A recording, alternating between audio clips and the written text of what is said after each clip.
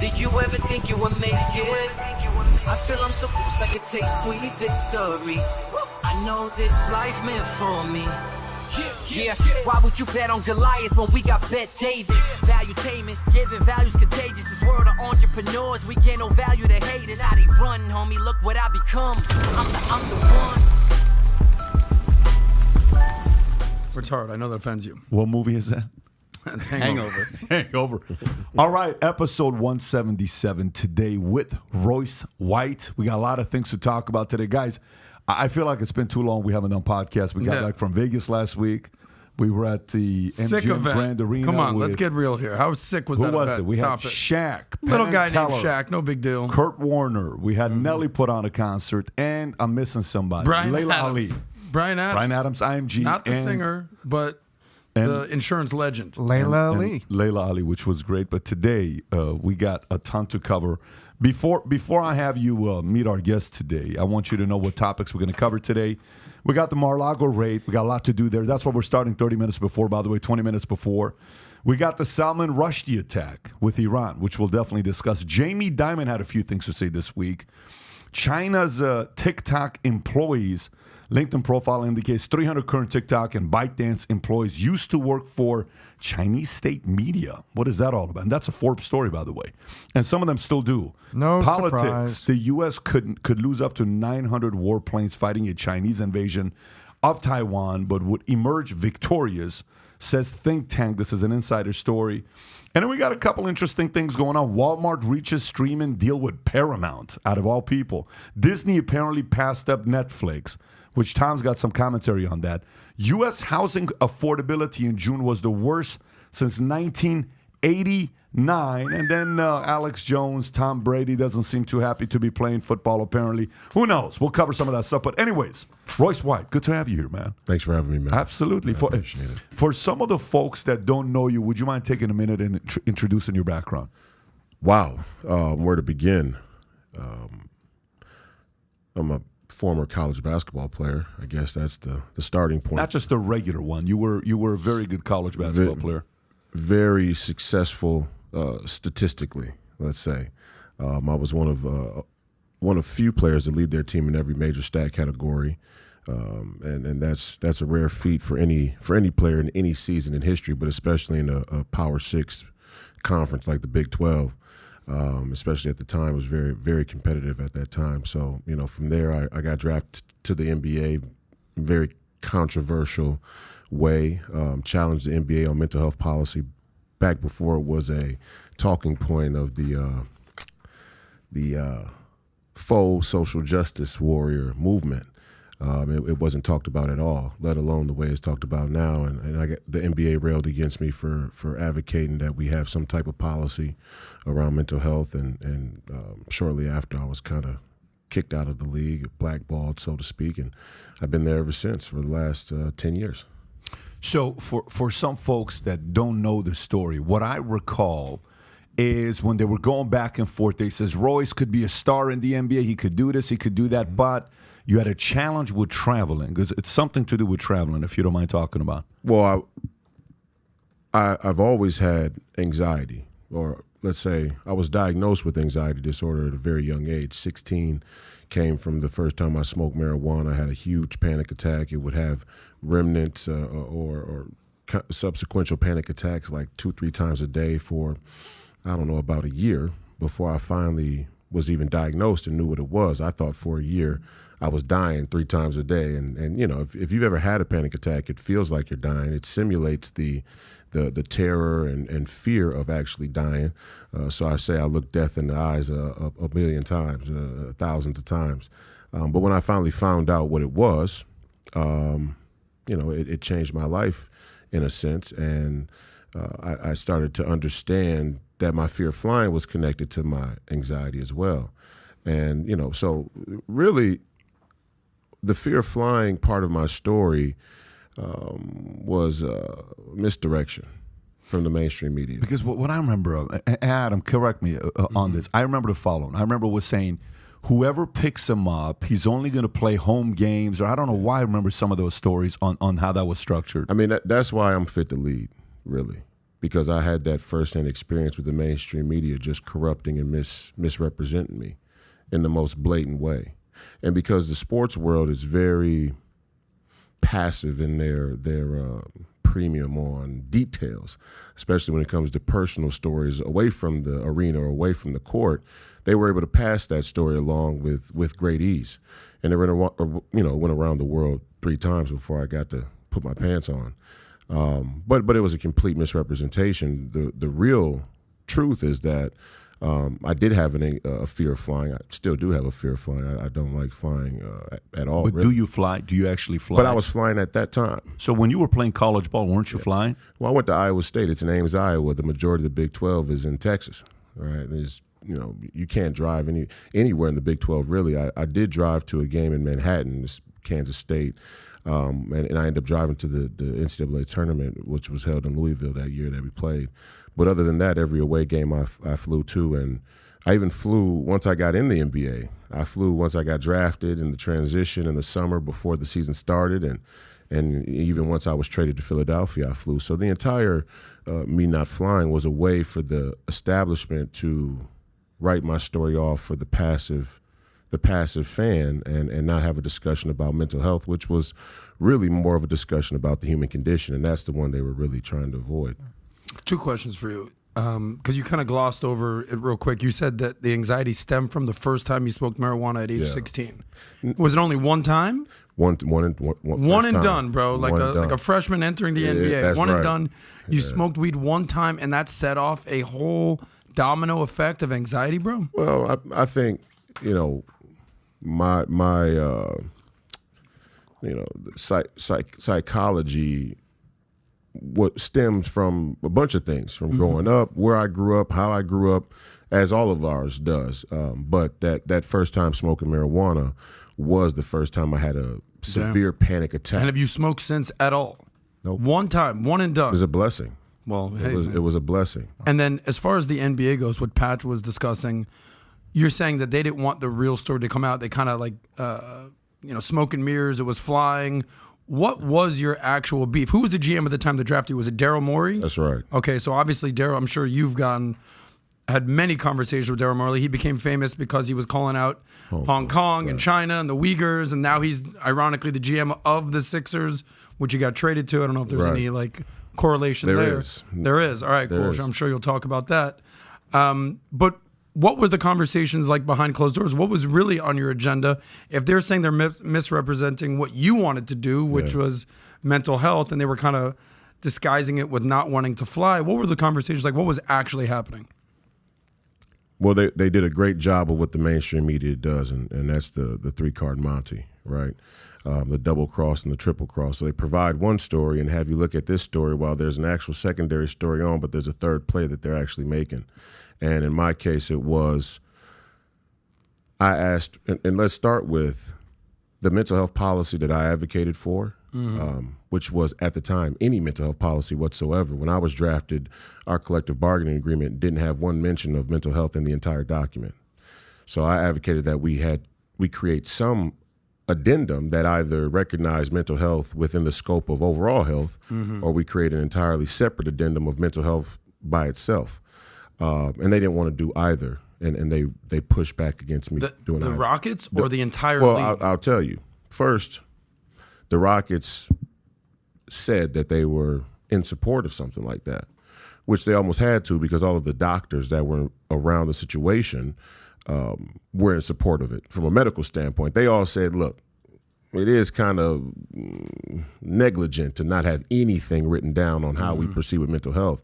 Not just from a health standpoint, but just a communication standpoint with the players. How are they supposed to understand the expectations around mental health if nobody's even talking about it? So it was the elephant in the room as far as topics go. And so the doctors were in support of it. So the Rockets were kind of in support of it. But once we got into the negotiations, the Rockets communicated to us, be it me and my agent, management, that the NBA was railing against putting an actual policy in place, be it the league office. So at the time, that was David Stern. Adam Silver was the deputy commissioner, and our players union director, Billy King, Yeah. who ended up getting indicted and no longer there, but he was there at the time. So we had all these players at the table, all these people at the table trying to discuss what do we do What with players were? Who was the head of the? Oh, no, was it Chris Paul? Who was it? non-existent. Zero players were in your Would defense. never speak out. None of the would never speak out on a real issue whatsoever. These guys are the quintessential sellouts, the quintessential black bourgeoisie sellouts. Which players? Which names? All of them. I'd have trouble naming you one that isn't. Really? But especially those guys. Chris Paul, LeBron, all the guys who have been propped up to sit like they speak on behalf of the players or black people. It's kind of the same thing. They're sellouts. So, and my story was an example of that, which is why I feel confident speaking on them, because I've been behind the scenes and seen them be quiet when they should speak. And then I've seen them speak when they should be quiet. But so the league railed against us having a mental health policy in the end, and they even threatened the Rockets with fines and the loss of draft picks if they provided accommodations, like for me to be able to bus from Chicago to Minneapolis. And so what they said was, well, Royce says he doesn't want to fly at all, and if he has to fly at all, then he refuses to play. No. I asked that we put a policy in place that allowed me to drive when necessary, let's say from Orlando to Miami, and the NBA said that would be a salary cap infringement, which, number one, it wouldn't be a salary cap infringement, but the fact that they said it let me know that they were just trying to punk me, basically, and that's what they were trying to do, and they were even open about that behind closed doors. They would say things like, yeah, you're right about mental health. Important issue. We should do something about it. It's not talked about in the league, but you don't have any leverage. Who are you to tell us what to do? But weren't they right? What leverage did you have? You're coming in as a rookie. And I mean, I'm not coming at you. No, I'm no, just no. saying you're a rookie. No, they were right. You know, typically, They were and right. I've heard the hazing stories of the rookies. Not like it's like a They were right. fraternity, but They were right, hold the but- bags rookie, kind of get in line. Yeah, they were right, but they have no sacred honor, right? When we talk about leverage in that way, when we talk about leverage as a juxtaposition to what is truthful and factual, then we set the table for people to be able to lie their way through any situation in the world when they have the leverage over another group of people. Let me ask this question about mental health. Okay, so basketball in the 90s, that's when I followed basketball closely. Yeah. Okay. I don't remember anything with mental health. Maybe there was. I don't remember I remember one story in the 90s, not to get you off topic. Sharif Willie- Abdul-Rahim? Well, no, he had other issues. But do you remember Willie Burton? I do. I know Willie personally, yeah. Well, he's Minnesota, right? Yeah, that's right. I remember he stopped playing because of depression. Okay. You remember this story?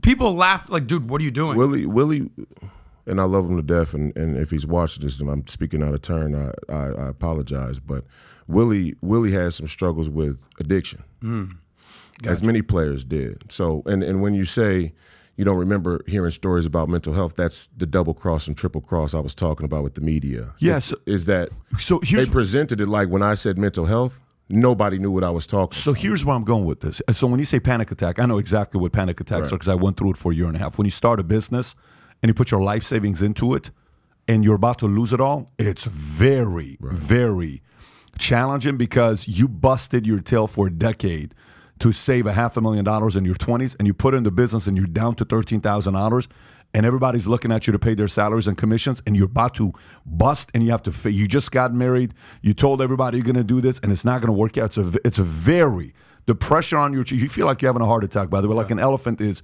sitting on your and chest. you've been very open about that story before. I've gone through panic attacks and I'd go to emergency room. I'm like, what the hell is going on in my body? He's like, sir, you're just having a very bad panic attack. Right. And then they would give me IV for a couple hours. I'd say, yeah, your body's exhausted. Right, you need How to much get some sleep are you sleep. getting? Yeah. And this has happened probably 5 times in my career, okay, where I have to go to the hospital and get IVs. 5 times. That's no small feat. I mean, are we talking? I think 5 is actually not bad. If it happens every 3 years, it's actually. Anyways, I'm not going Yeah, there. So go. let's go over here. So athletes today. So here's where I see it. So I think there's a difference between. So you saw Ronda Rousey after the fight. Oh, I was suicidal. Michael Phelps. He went through it. Serena Williams even talked about how it was for her. Ali Raceman talked about it. We have even the recent one, the tennis player. Naomi Osaka. Yeah, so Simone Biles. So how? So, mental health So some Kevin Love is even in that community, right? Kevin Love talked I about think it. you guys had a little. He was the one to come after me. So then here becomes the difference. How there's a part of it where, like when I was going through it, I wasn't public about it. I was to myself, right? Now, I was privately talking about it with my doctors and whoever I was dealing with, but it wasn't public because your business, you're not really talking about. I talked about it years later when I went through it. But, like when you're hearing with Naomi going through it, you're hearing Kevin go through it, what is the difference between, you just went through a set of losses and it's tough and you got to go through it versus you're actually going through mental health? How do you differentiate between those two? Well, I think it was two things. First, I think mental health has been weaponized been weaponized through wokeism, number one. And I think a huge part of the medical community and the mental health community, the field of psychology, through the universities, has also been corrupted by wokeism, by liberalism. And that reflects in even the diagnostical ways to determine the severity of mental illness. But I think that's when you get down into the details. I think in general, the premise that I was coming from is we're not even acknowledging that mental health or the human psychology is a central part of human beingness, to be. And so let's start there. And now if we need to reorient the details, we can do that. And to your point, I think that, all of those cases are very different. Simone's case is different than Osaka's and Serena's, Kevin. They're all different. And they all carry their own unique signature from a mental health standpoint. But I think very clearly if people are saying they have an issue, they probably are. The question is, what issue are they actually having? And what relation does that have to what they're doing, what they're saying they can do or can't do? In my case, I really wasn't saying that there's anything I couldn't do based on my mental health, which is a significant difference from Osaka. Osaka was saying, I'm having depression. I really don't want the pressure. I'm going to step away because I can't perform or take the scrutiny or magnifying glass with what I'm going through. Mine was a complete 180 degrees from that. I was saying, look, I have anxiety, but I can play. I can do everything you ask me to do. I just want us to have an understanding about this topic, an open dialogue. And I'd like it to be in writing because everything else in our industry is in writing. So it was more of a business. How much money did that cost you? A couple $100 million. $200 million.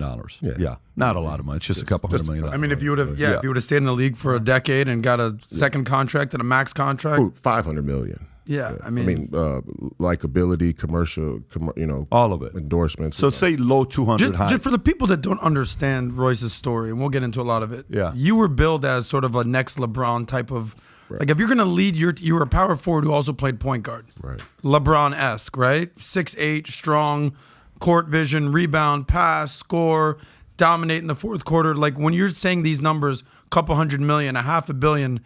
If you would have lived up to your potential, you're actually not being facetious with these numbers. Yeah. No, not at all. So for you know what it is for me. Let me explain to you what it is for me. So I have an internal what do you call it? There's a good PBD angel, sitting bad here. angel, You got all these guys that are saying. Yeah. So one is sitting here saying, "Stop bitching and making excuses and kind of make it work." Yeah. And the other one's saying, "Dude, understand him. He's going through challenges, right?"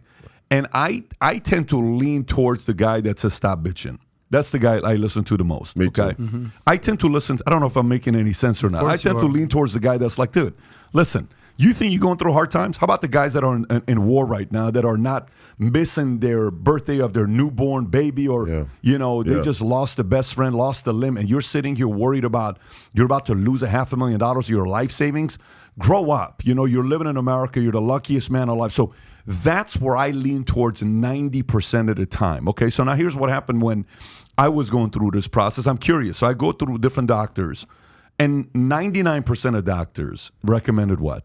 Drug. Medication. Hey, take this. I'm like, nah, I want a long-term solution. Like even right now, my back, My lower back on the right side challenges. I go to chiropractor, and I always ask the chiropractor, give me a what is it I can do one time and it's gone, right? And they'll say, listen, sorry, man, that's just not going to happen. You're 6'4", 6'4.5". You got military knees, your lower back. You were in the Army for a few years. You carry that weight. This is something you're going to have to handle for the rest of your life. Okay. So eventually I went to one guy, and he recommended me a book. It was like a 60-page book, and I read this book. And he explained depression and anxiety in the simplest way possible to control your imagination. And here's all it was. And it's simplified, because at any point I was feeling I went to that state. He said, anytime you're depressed, you're spending a lot of time living in the past.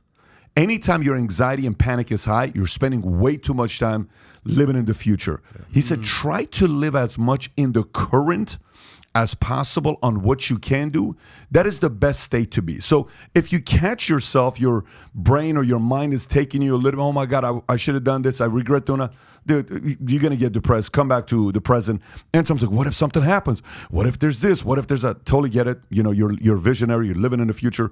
That's good. Go there every once in a while to get excited or to kind of prepare and anticipate, but try to come as much to the present as possible. So for me, sometimes when I see this, and a player or an athlete or somebody that's running, and they say, oh, that was a lot of pressure on me, and I was going through this, I was going through that. Yeah, that's what it's supposed to do. Yeah, that's right. It's supposed to create pressure, Right. My kid the other day, we're at MGM, Dylan. Last year, he didn't want to speak on stage. And he's like, no, I don't want to go. I don't want to go. And this kid's got a great voice. He's charming. Everybody likes him. Nelly, the first time he saw Dylan, he says, so you look like an athlete. He says, yeah, I'm a shortstop. Nelly's like, I was also a shortstop. My mom was a third baseman. I wanted to be a third baseman, but I ended up being a shortstop. He looks at my oldest son. He says, what about you? Do you play baseball? No. He says, you look more like the kid that's going to buy the baseball team for your brother to play on, right?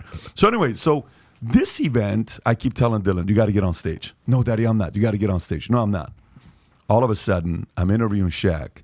Shaq and Dylan hit it off. Like, Shaq's telling Dylan, let's go to the club. It's hilarious. And hilarious. Shaq decides to come and sit next to me. This is the first time this has ever happened. The entire interview I'm doing, in front of 10,000 people in attendance, he's sitting right here to my left. And then later on, when I'm interviewing the kids, he decides to come up on stage. And he actually answers the question. And he's like, that was so hard. That was so hard. I said, how you feel now?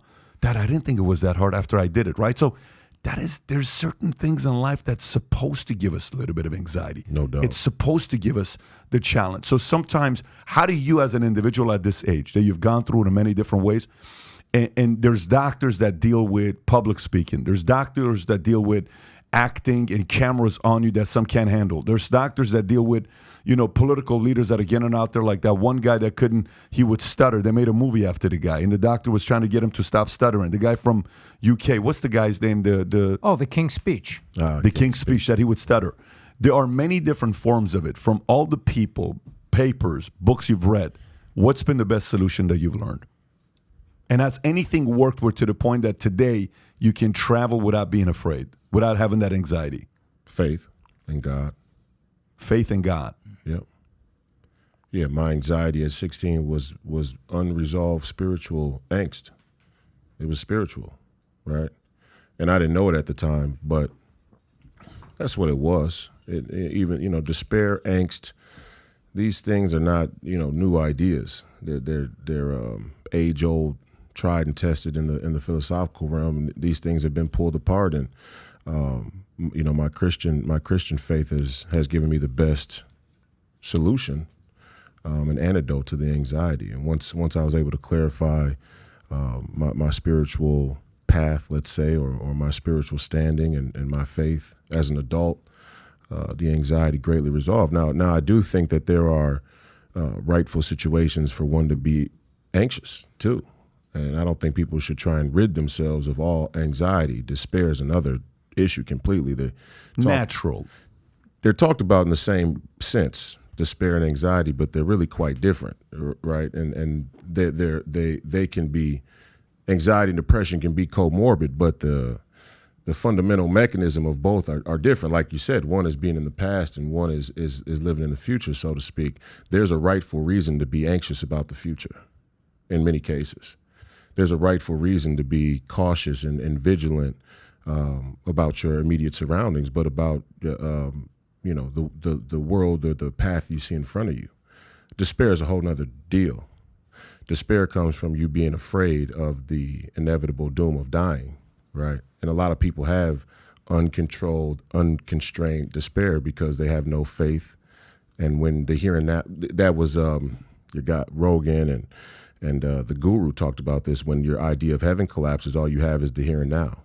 Well, if all you have in the here and now is the here and now, you either become kind of nihilistic or kind of hands off about the idea of death, and well, it doesn't matter. I don't care about anything. That's how you deal with that despair. Or you become really anxious about the great unknown after you leave this realm, this phase. So, and when you know what that hope is, and you know where to place it, you now have a hope in a certain future, and that hope in a certain future gives people assurance, and that assurance is what helps cancel the anxiety. And you have to fight your humanness every day on a spiritual level to spin that around. Otherwise, you do end up in despair. And I've always seen despair as like an absence of hope. Yep. So despair is like the pit. I was in the pit of despair. I felt no hope. But spiritual gives you a target destination, and it gives you certainty in the spiritual voice that's in you, led by the Holy Spirit, which gives you assurance, which gives you comfort, which is what gets POWs, if you've read about the Christian POWs in Vietnam, that they got through things that other POWs couldn't at the emotional level, not the physical torture. Physical torture, going to break my arm, break your arm, it's going to happen. But the emotional side of it. Which the liberals and the communists and the atheists and the Satanists make sure to keep away from all of their discussions around religion, right? You know what the thing is with me? Great skill, they keep it away. That's right. By the way, you know what the biggest thing is with me and faith? Here's the biggest thing with me and faith. When I sit down and I have a debate with anybody about faith, okay, you can go and do the mathematical debate, right? And it's like, we can talk God and we cannot talk God. One of the biggest factors of having faith is to control your imagination. Anybody I know that typically has a lot of anxiety or panic, they have a very strong imagination, but they can't control, okay? And it's let loose. And this imagination goes to places that could be dark, scary, whatever it is. Yeah, you see shadows everywhere. You see shadows everywhere. Yeah, I got 4 kids. One has a lot of nightmares. One doesn't have any nightmares. The one that has a lot of nightmares, the most creative mind, imagination. And the other one's like, I got to get the job done. It's a very interesting mindset on how this thing works. But once you get a hold of your imagination and you can have some sort of a faith that the future looks bright, people want to be around that, and that gives you some peace of mind. No matter what, everything's going to be under control. I'm going to do whatever I can do, but whatever I can't do, man, I got to have faith to see there's nothing I can do about it. If you don't have faith, how are you going to worry about your 4 kids? Your 4 kids, you don't have control of your 4 kids 95% of the time. They're out there doing whatever they want to do. You better believe in something that's watching over them, because you're not going to be able to do that for them the hours that you're not around them. Anyways, let's get into the topics that we got today, okay? So the discussion of Royce White coming here, when we started speaking, was because you decided to run against Ilhan. So tell us how you really feel about Ilhan for some that don't know your true feelings about her. Well, I think she's in on it. I think she's a globalist. I really, deep down, I think that she's a security state asset. I ask myself who got out of Somalia in the 90s. And I grew up in Minneapolis, so I'm very familiar with the Somali community. Growing up in public school, I grew up with a bunch of Somali kids, and have many friends, growing up that were Somali, loyal friends, good people. So I'm not saying anything about Somalians in a general sense, but when I think about who got out of Somalia, it's the same people that we left behind in Afghanistan. They were people that helped us when we were there. And her father is rumored to have been a rebel during the time when we took people out of Somalia. And a lot of her sentiments and actions line up with that. I mean, who do we think can just go to Kashmir in the middle of a geopolitical tinderbox that's happening right there and meet with not only the new prime minister of Pakistan, but the former prime minister of Pakistan with no government clearance? with no help from the State Department. Well, first of all, it's a lie that she didn't get help from the State Department, but even with the help from the State Department in that sense, in a covert manner, that's a security state operation in many regards. And so, she poses herself as this democratic socialist, or this socialist or far leftist, women's rights activist, racism protector, whatever you want to say, whatever day it is.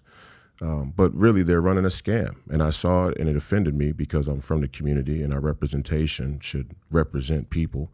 And the biggest scam is what I saw coming down the hatch with the NBA, right? And not to go backwards, but to encapsulate and end my NBA story. My anxiety was really existential. My anxiety was to say that there's a global corporate community, and that the NBA is a watering hole for a global corporate community. They're like the sine qua non of globalism. You were saying that back then? Oh, yeah, go pull it up. I mean, you pull up the Sports Illustrated articles. I'm saying this is a global corporate community. This isn't just a basketball league. This is every industry in the entire world from here to Beijing represented in a financial interest.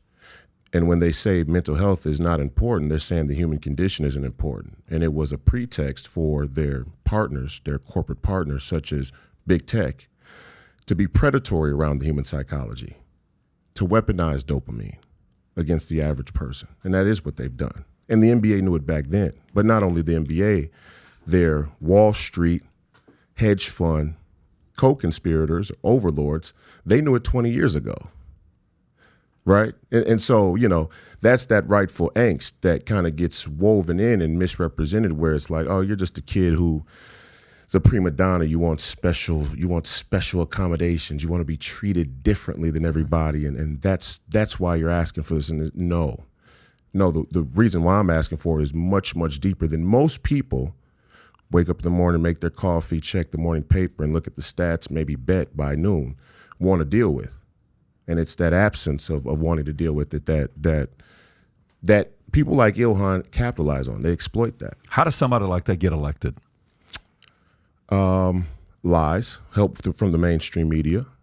Also, the localized identity politics. She was sold to the average Somali that says, hey, a Somali American, just like you, achieving this next step to actually represent a constituents, because there's no American race the way there is a German or a French person. We're from everywhere. Didn't she almost lose like by 2,000 or 3,000 votes, Tyler? Didn't she almost? It was a close race. It was close. It was a close race. But that's the way they sold it. But They to your sold it. point, that's maybe on the initial election, but she's been reelected how many times? 3 times? No, look, you get So like at some point, the people in Minneapolis, Minnesota are going to have to, all right, we either like this person or we don't. I'm no fan of Ilhan Omar, but she's a representative. She's not a senator. The people in her district have to keep supporting her or not. Let's get one thing straight.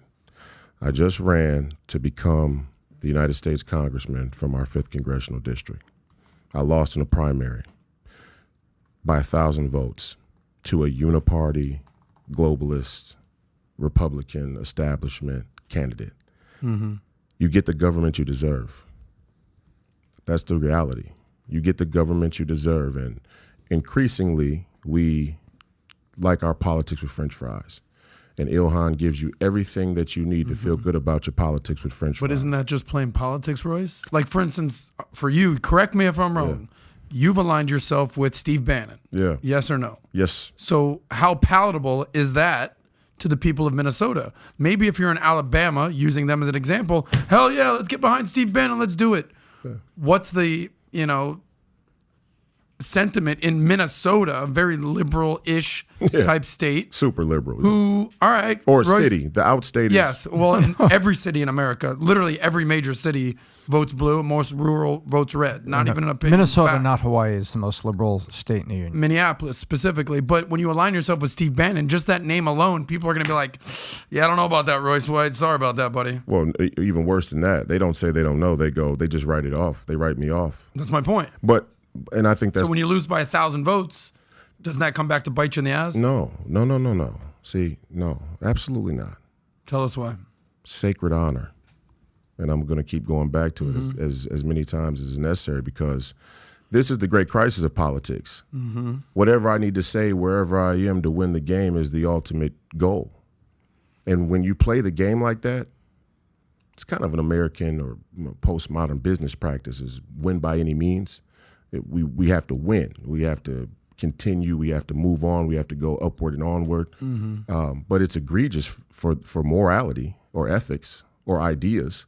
And that's why most people, especially in politics, have betrayed their ideas across time, because their idea is, I need to say whatever it is that will appeal to a person to get me elected, when really your leaders, your elected officials, should stand for things they really believe in, things that are true first and foremost, but things they really believe in, and then be able to convince you that you should believe in them.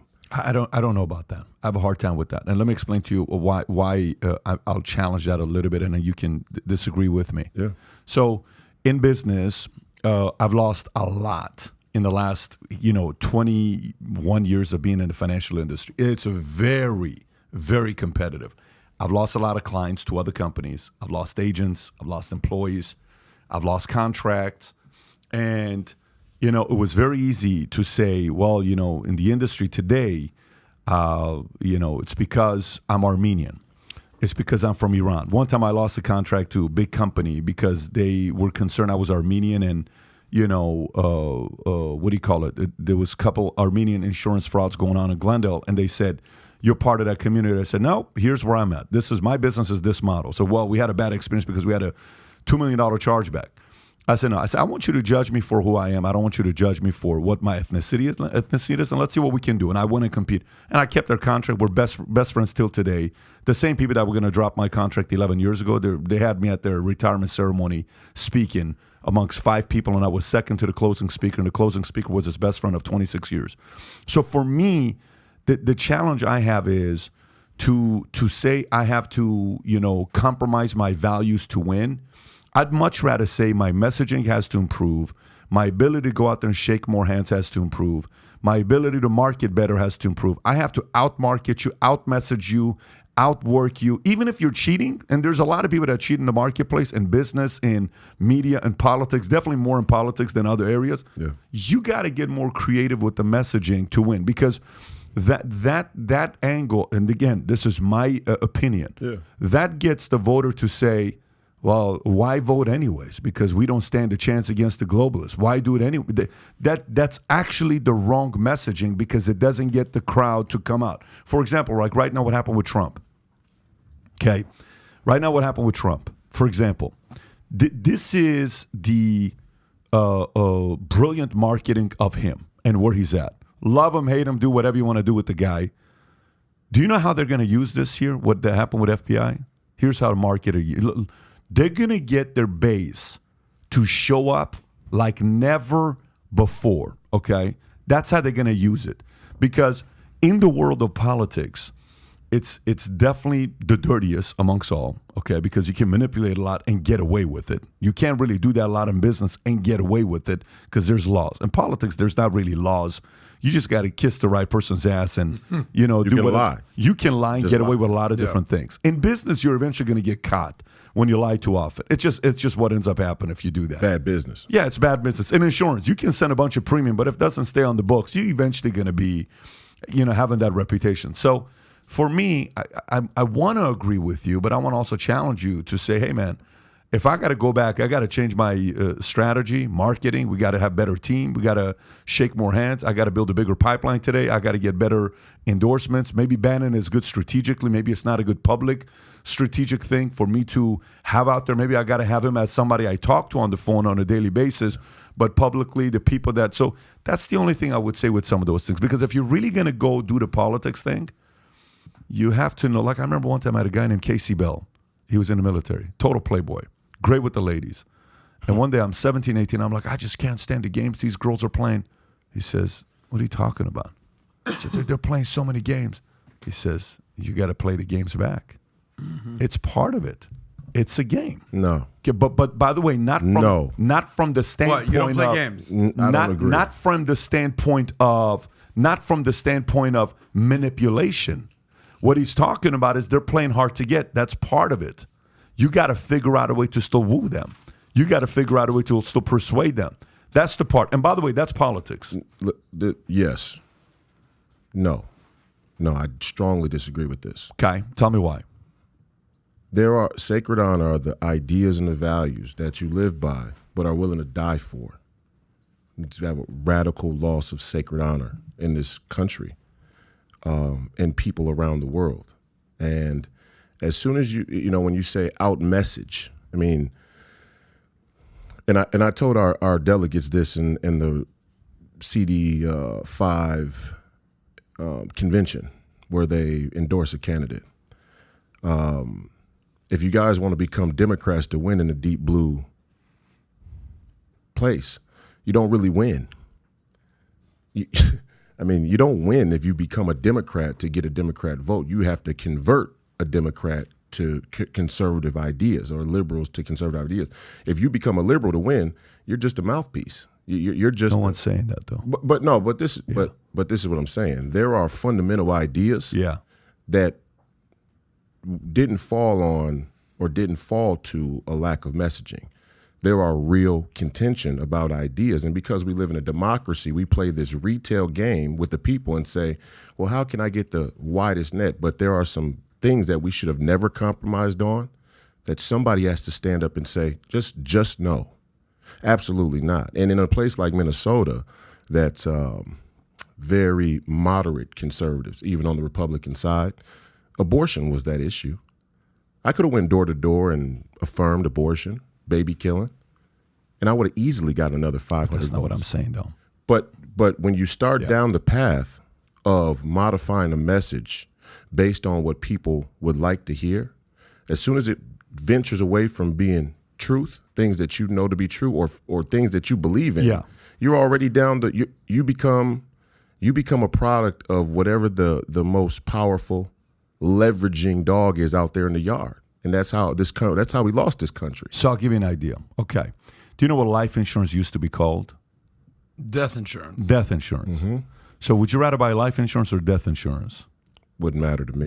But the average person's going to buy insurance. So maybe death not insurance to you. has a creepy but morbid if you feel go, to you it. go to a family and say, "Hi, I'd like to buy you some death insurance today versus life insurance," right? Okay. So anti-abortion or pro-life, what's better? Exactly. It's the same thing. It used to be. It wasn't called pro-life back in the day. It's the same thing. So They changed it. anti-abortion or pro-life, you have to know that's messaging. It's the same marketing. thing. Okay. Look, I just came from, with all due respect, Yeah. I just came from the political arena where these ideas are discussed. It's not a messaging issue. These are fundamental ideas that people are yay or nay on the other side. The problem is the people on the people on the good guys' side, let's say, are wishy-washy about their stance. So it allows half of them to always get pulled over. This is the Overton window shift that's happened in this country and why liberalism holds the day. And everybody looks around like, how did these crazy liberals and these ideas take hold? And but then that becomes the part conservatives failed. Let me push you and then push me back as well. Okay. So say you win with a pro-life, okay? Say you win with a pro-life message in a district and wherever you're going in Minnesota. Okay, say you win. Say I'm pro-abortion and I'm pro-choice. Can I coexist in your district or do I have to leave you? You could coexist if you don't want to kill babies. What if for me I'm pro-choice? Yeah. Well, then that's no, just no. So then I have to leave your place. Leave the district you're in. No, you could not have sex and have to get an abortion. That's an option. Right, but You could even be on birth control. You could track your ovulation Correct. schedule. There's all kinds of things you could do before saying I have to pack up and leave. So how about if you're somebody that you believe in low regulation, okay? Yeah. And I believe in high regulation. Mm-hmm. You believe in low taxes. I believe in high taxes. Let's just say. But do you want to also win me over long enough where you can convert me, or do you want to get rid of me? What would you rather do? I think right now we're at war and Okay. we're in a crisis. So we need to clear the smoke first. Okay. And sort out the details. So Under normal circumstances, different. But right now we're at war. yeah, so I want to believe you. And by the way, I think if we get to the point where it's war and all of that, And, there's a part of it that I don't disagree on what the FBI is doing. No, we're at war. When they put 87, when the IRS is going to commission 87,000 extra members, we're at war with our government. I mean, that could be an interpretation of what it is. I don't disagree with you. But then again, if you are, your base is a percentage and the other side is a percentage, 44, 46, whatever you want to do with it. Your job is to win the 12. Your job is not to change the 44. Right. Whatever their side. You have to win them with the truth. Sure. The NBA's, and then go back to NBA. Yeah. They're a prime example. This is why I was so offended by the NBA and their whole outlook on the world. They're chameleonic with their politics. This is wokeism. This, in effect, is what wokeism is. You think the NBA really cares about the LGBTQ? Now, mind you, LGBTQ ism is a tenet of the left and liberalism in America today, but at bottom, Adam Silver doesn't care about the LGBTQ. He doesn't have a deep, profound care in that topic. The audience that he's either mapped out or has imagined in his head, the concept in his head, that's what matters to him. The black people who create the culture of basketball and the nature of the swell of the game from a commercial aspect and a culture aspect, that's what he cares about. You think long term that works? No. Okay, so the market's going to decide. But no, but that part to me is, look at how much they tried to push BLM down everybody's throat. That's my point. But it didn't work. NBA's ratings dropped dramatically that season. No, it did work. No, it didn't It work. work because people still watch the NBA as though it has no cultural impact. Oh my but those ratings gosh, in 2020 they plummeted got during the social destroyed. justice. Tucker Carlson would get up and show data and say, look what happened to the NBA. Mm-hmm. Him and Mark Cuban would get into it and look, no, they got destroyed. The market said, we don't like it. We just want to watch basketball. They're not destroyed because, one, the game is different than the commercials and the politics, and the game is evolving. The game is increasing. Young people more than ever are watching basketball at a higher frequency than ever in history on the internet. Sure. Now, they might not be tuning into the live games, but the trickle down of basketball content is 10 degrees magnified than it was when I was a kid for whatever reason. But you got to realize, okay, do you believe? What percentage of America you think has the ability to reason? I'm being serious. It's I'm trying. What percentage? I don't want to be. I'm not trying to. I'm not trying to be disrespectful to the American people. It's totally fine. This is what I'm trying to say. Yeah. We have been corrupted, misguided, misled, misrepresented, strategically manipulated philosophically. Yeah. We don't teach philosophy in schools. We don't teach people to critically think. Makes it easy to create this tacit sort of fake political arena where it's political theater. And then you get your puppets come in and they kind of just ping to all of the talking points that are already set in a low resolution philosophical discussion. And it's like, if you're a candidate or you're somebody who really wants to lead people in a time of need, you can't adhere to any of that. You can't play any of that because you'll never talk about the real issues. And this is why, for me as a candidate in CD5, I came in globalism, the Fed, the Church of LGBTQ, abortion, God. And my opponent, my primary opponent, did exactly what you're saying that she should do strategically to win, is she got up there and said, all of that's red meat talking points for the base. That's that Steve Bannon stuff. We can't win in a deep blue district like that. What would make people think that she would actually represent a conservative viewpoint or values if she were to be elected? What would make a Democrat think that she would represent Democrats even if she was to be elected? Are you a fan of Trump? Are you a supporter? Yes. This? Okay. Yes. So what did he run on? Trade and immigration. Did he run on pro-life? No. And that was an error. But wait a minute. That was an error. But no, it's not an error. No, it was. Well, let me challenge you. Go ahead. Let me challenge you here. Okay. So you're an April 10th baby, right? Yeah. Okay, my dad's an April 10th baby, and I love April babies. I hire April babies. Okay, to me, they're very true believers in what they're in, and they stick to it, right? Okay, I lived with that man for 43 years, okay? So it's a lot of strong values that he has. Okay, so Trump ran on what? He ran on the wall, okay? He ran on Drain the swamp. China. He ran on up. swamp. Okay, All three so, word So phrases. look at this guy on what he ran on, and you would have liked for him to run on pro-life. You would have liked for him to run on faith, God. You would have liked for him to run on all those things. Absolutely. Okay, let me ask you a question. What just happened with Roe v. Wade? We took a good step in the right direction. How did that happen? The Supreme Court stood up and grew a Who backbone. picked those three Supreme Court? Donald Trump. Would he have done that if his messaging was hardcore only pro-life? He wouldn't have won. So the message I'm trying to make is because it's all pure strategy. So the strategy isn't that he may have done something impossible. 3, it drove them insane. They lost their minds. That may be the single biggest victory a president's ever had. People today are sitting there saying, holy shit, I thought being a president mattered. No, it's Supreme Court. Because you got 6-3 now, 5-4, whatever it's going to end up being for how many years?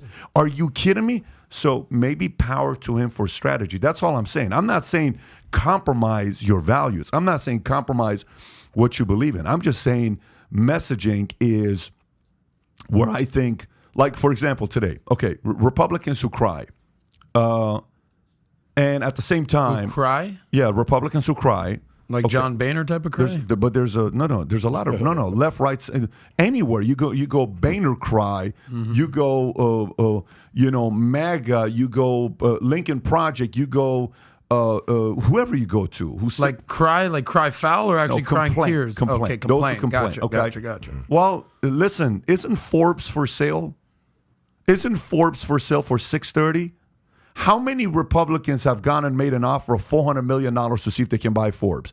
If somebody on the left buys it, you deserve everything they do when they announce Woman of the Year Award. Forbes magazine last year, International Woman of the Year Award. You know who they give it to? Hillary Clinton. You deserve it. You telling me you can't spend $400 million to buy Forbes? Every time these media companies that go on sale, why don't you go buy them? Props to Daily Wire for what they're doing, which is, Absolutely.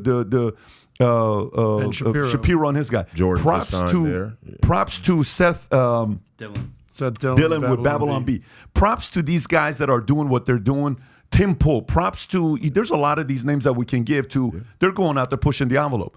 But if you don't like that your argument's not being heard, do something about it. And by the way, the doing something about it, Royce, my opinion, is a 20-year solution. It's not a 1 year. No it doubt. takes 20 years. So put your money where your mouth is, not you, anybody in the market that's got the millions. Or you really care about America, you really care about your conservative beliefs. They're not real conservatives. Then that's the problem. I agree with you. 100%. No. Most of my campaign has been to speak out against the Republican establishment or the conservative movement as a whole, from an ideological standpoint, even from a strategic standpoint. There's no way that liberalism has run off with a lion's share control of the mainstream media without the conservative or prominent conservatives or powerful or conservatives that are in a position to actually affect these industries. There's no way that they did that by chance. It didn't just happen. They were in on it. They were always in on it. But that is the uniparty. So for me to not be able to say uniparty in the public square out of fear of people not knowing what it is or comprehending it as they would a more palatable issue really strikes against the deficit that I see in time to solve this issue. And it may be 20 years, but then we got to get started with the truth. 1,000,000%. Yeah. 1 million. And Trump should have ran. Trump should have ran on pro-life. Yeah. He not singularly, but I do believe that as a leader of a movement, it is your duty to hold and plant flags and be able to merge the message together in a way that you could go back to later. Even though he didn't, he did more for the pro-life movement the last 30 years than any other president who ran on pro-life did. So that's the part about I don't. Who's the Democratic strategist behind closed doors? Who is the Democratic Tom? Who is the biggest? Like, who do they call for strategy behind closed doors? I think their Socrates still is James Carville. So he still James is. Carville, you think, is running the would show? be The Axelrod, Raging no? Cajun? No. I think you're asking me about is that Biden's strategist or is he Obama, Ron Klain, Yeah, he Susan is- Rice. I still think James Carville has got James this Carville? Who do you huge. say? Who do you say? With respect to the biz doc, I don't think James Carville's pulling any strings over there. I mean, maybe under Clinton, but I still any Susan? Obama remnant, Susan Who do you Rice, say? David I Axelrod. think it's yeah. Axelrod. Okay, who's on the right? Who's the strategist behind closed doors for the right? Donald Trump. Period. End of story. I'm I don't think actually- he's consulting with I'm anybody. asking a real question. Yeah. Who's the strategist? It's the Karl Roves of the world. People Bannon. have to, that's people have Bannon. to You're keep gonna in mind. Rove. You're going to lose with that. The Republican Party is not behind Donald Trump. It's all a facade. Okay, these people Yeah. do not trust Donald Trump. You maybe have 3 people in You're Congress. saying like and the 2 Mitch people. McConnells of the world, those Yeah, types dude. of people. Even of those Kevin people McCarthy, support even the Trump. Kevin McCarthys, the Bill Barrs. Who is the most? Who's the guy that understands the Lincoln Project community and understands MAGA and is able to reason and give you straight down the middle counsel? Who's that guy? Is there anybody?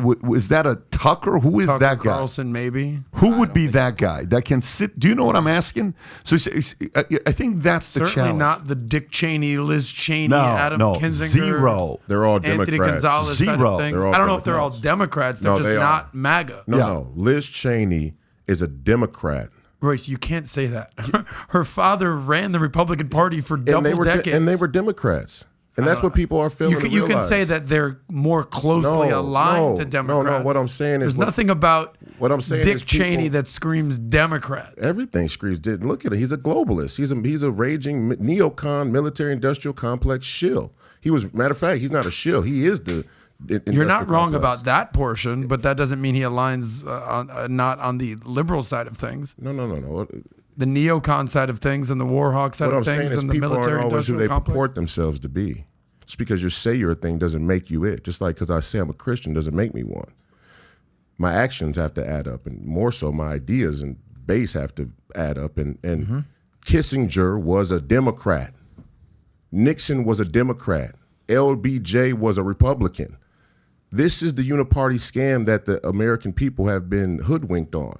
And they get caught up voting instead of voting candidates who actually speak to real fundamental issues. And that's the great scam. That's the great retail politics game that has been casted upon us. And it really undermines the idea that we live in a representative republic or democracy at all, because we don't. We live in a shadow shell game of faux teams, fake ideologies. Liz Cheney's a Democrat. Signs up, lines up on the Republican side when it says go. She's the outer bastion of defense for the entire thing. What do you think Joe Walsh is? Do you know who that is? Yeah, I think Because don't you dare call him a Democrat, Royce White. He will come at you like a spider monkey. look, I mean, Liz is a little bit more clear cut, is what I'm saying. There are some people you could pick out, but all I'm Yeah, saying but there's a is- lot of Republicans out there who have, quote unquote, left the Republican Party, Joe Walsh being one of them, who will literally walk out of a podcast unless you have to like embrace them if you call them a Democrat. They're just saying, I am no longer Republican, but I am not a Democrat. So people don't want to be labeled certain things. Yeah, no, when I say they're a Democrat, let's say liberal, right? Neoliberals, neocons, the Liz Cheneys of the world pretend like they're conservatives, but there's nothing conservative about their stance on anything. They're chameleons. Number one, they serve themselves and their own career agenda in place in the thing, but.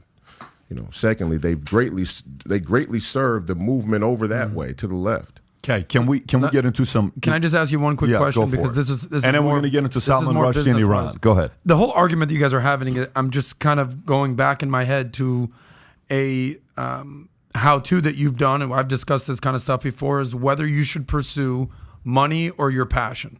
You've done a board episode about this, right? Yeah. Money or Yeah. passion. Yeah. Should you follow the money or should you follow the passion?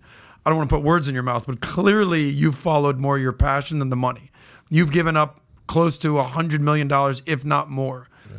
My question is, is it not better to follow the money, have $100 million plus in the bank, then go to create change versus being worth whatever it is and try to fundraise and try to play that game and not have any money in the war chest and then try to win come from behind victory? Like, I don't know what your resolution was with that video, but I think you recall following the money, not the passion. And then once you get the money, you could work on your passion. Am I wrong on that? That's a rational question. one life. That's a one life position there. That means it's only one life here on Earth, and you need to modify That's to go right. back and forth. Because That's exactly right. the core belief is, what good is it if you gain the whole world but you Lose your forfeit soul. your very soul? Exactly.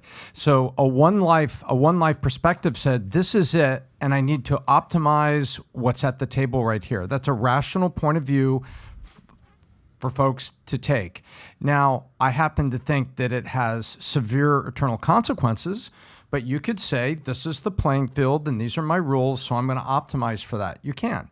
I happen to think that there's a longer, more important play, in eternity that also dictates the playing field, where I'm doing much for many, and I choose not to optimize for myself at points along that because I want to do things differently. What does that mean in English?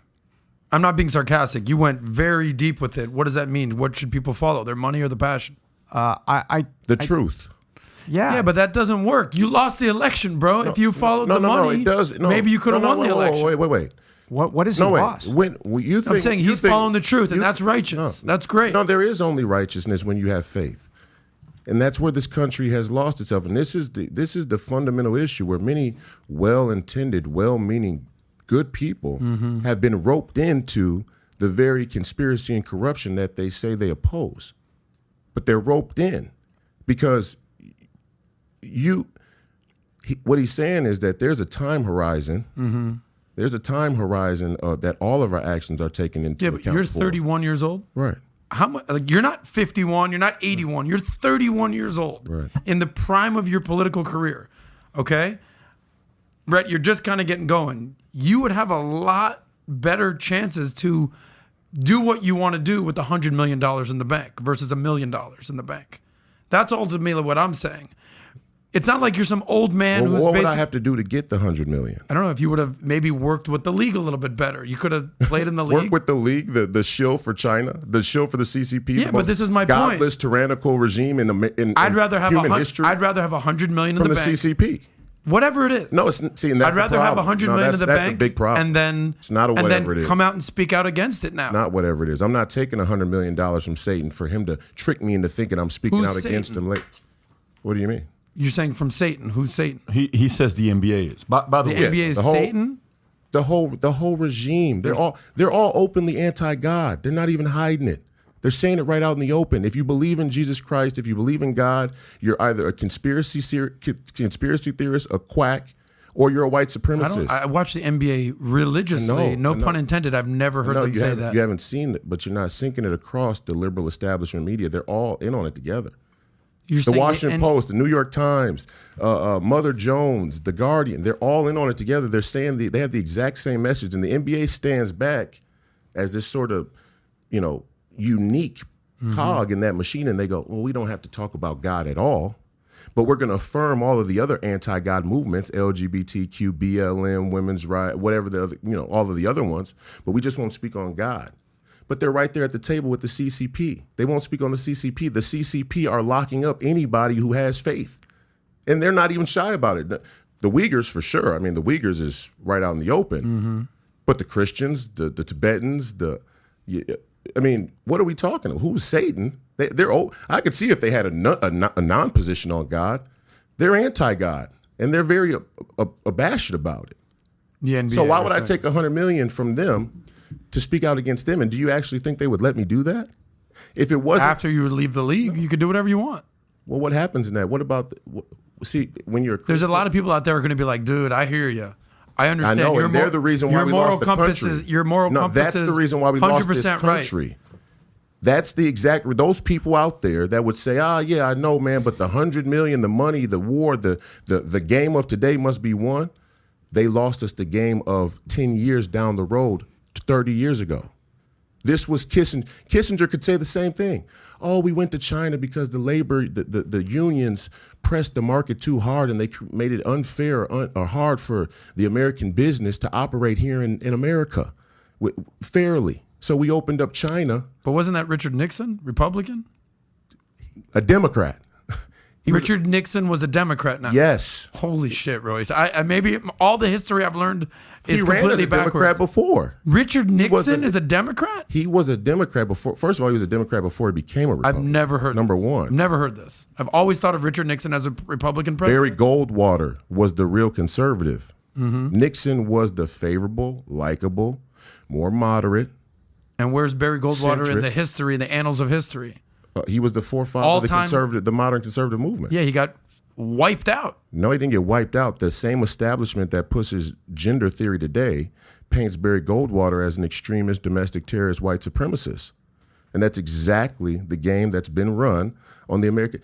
You have this concept, not you personally, but I'm saying, and many people do, have this concept that whoever holds this, it's real Machiavellian, is whoever holds the sword has the power. But Christians don't believe that. We believe God has the power and the truth has the power across the iteration of games. Not so you could win today with lies, and I could die today in the pursuit of truth, but that's still winning. And when you don't have faith, you can't come to grips with that.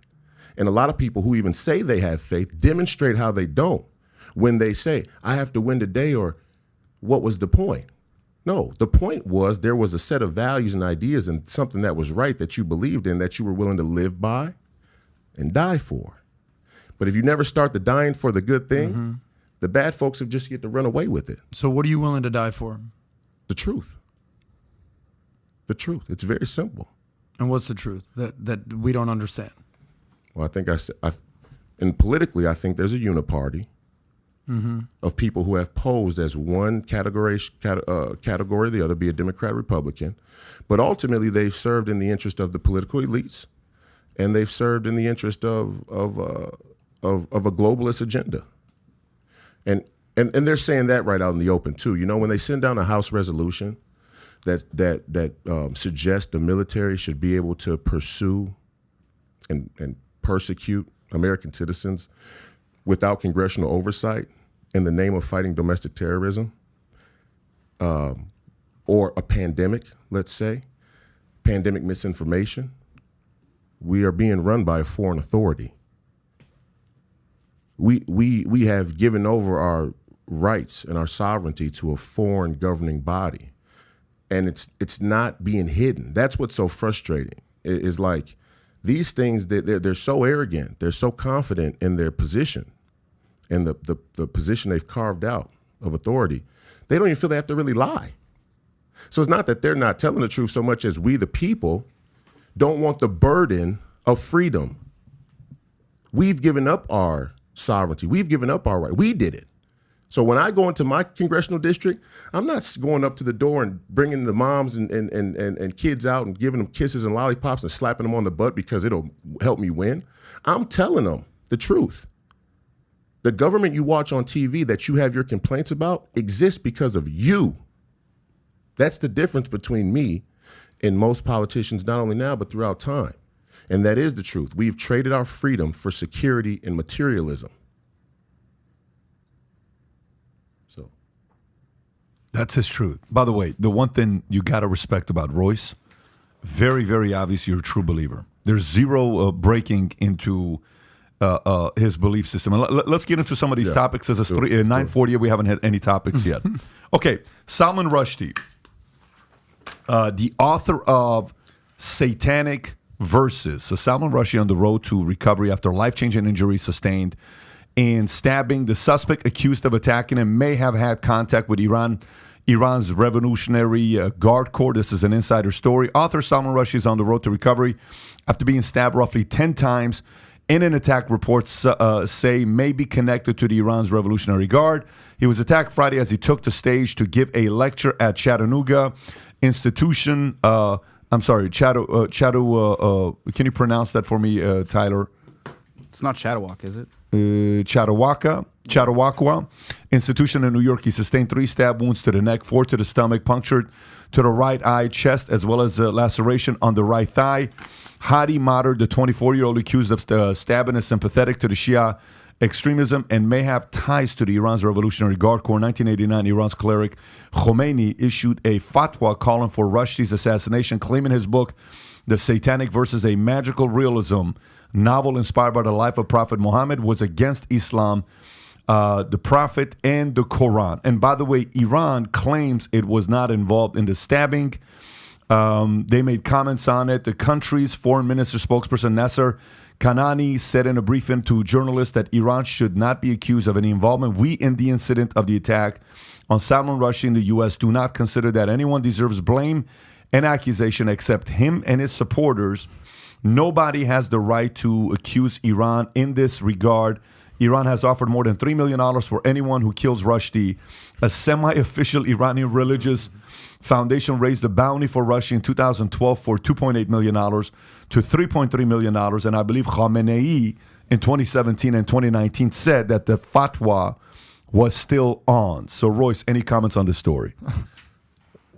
Please don't blame us. But the bounty's still out there. Where to begin? Wow. Yeah, I mean, I think yet and still our security state and the propaganda around it makes these situations in the Middle East, all of them, very, very murky waters, you know, to understand who's playing what angle. And, yeah, I mean, this is a... Adam, what are your thoughts on this?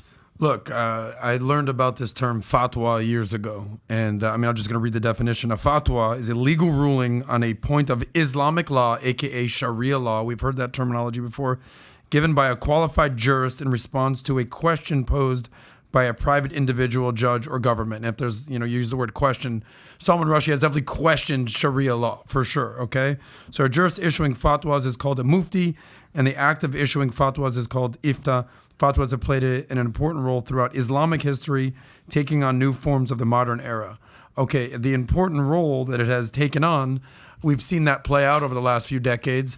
What's the magazine in Paris that basically did a cartoon of the Prophet Muhammad? How many people ended up dead and murdered? So let's not forget who America still is on the world stage. There's a lot of authors, artists, speakers out there that cannot use their voice in whatever country they're in, especially in the Middle East, especially in Iran. Yeah. You can throw China into there, and they come to America as a safe haven to use their voice. So here's a person who has embraced America. I think he's from Indian descent, I want to say, Indian/Iranian, and he's lived in the United States so he could use his voice. And this is exactly what you want to use, like liberalism, or what the traditional liberalism is. Come here and say what the hell ever you want to say. Yeah. I might not agree with you, but I defend your right to say it. So this is a disgusting act of fatwa, if you will. And make no mistake, the Iranian government or the Ayatollahs are very upset that this guy didn't finish the job. Tom, how about yourself? Well, anybody who looks at the statement by Iran, how can you not see through that?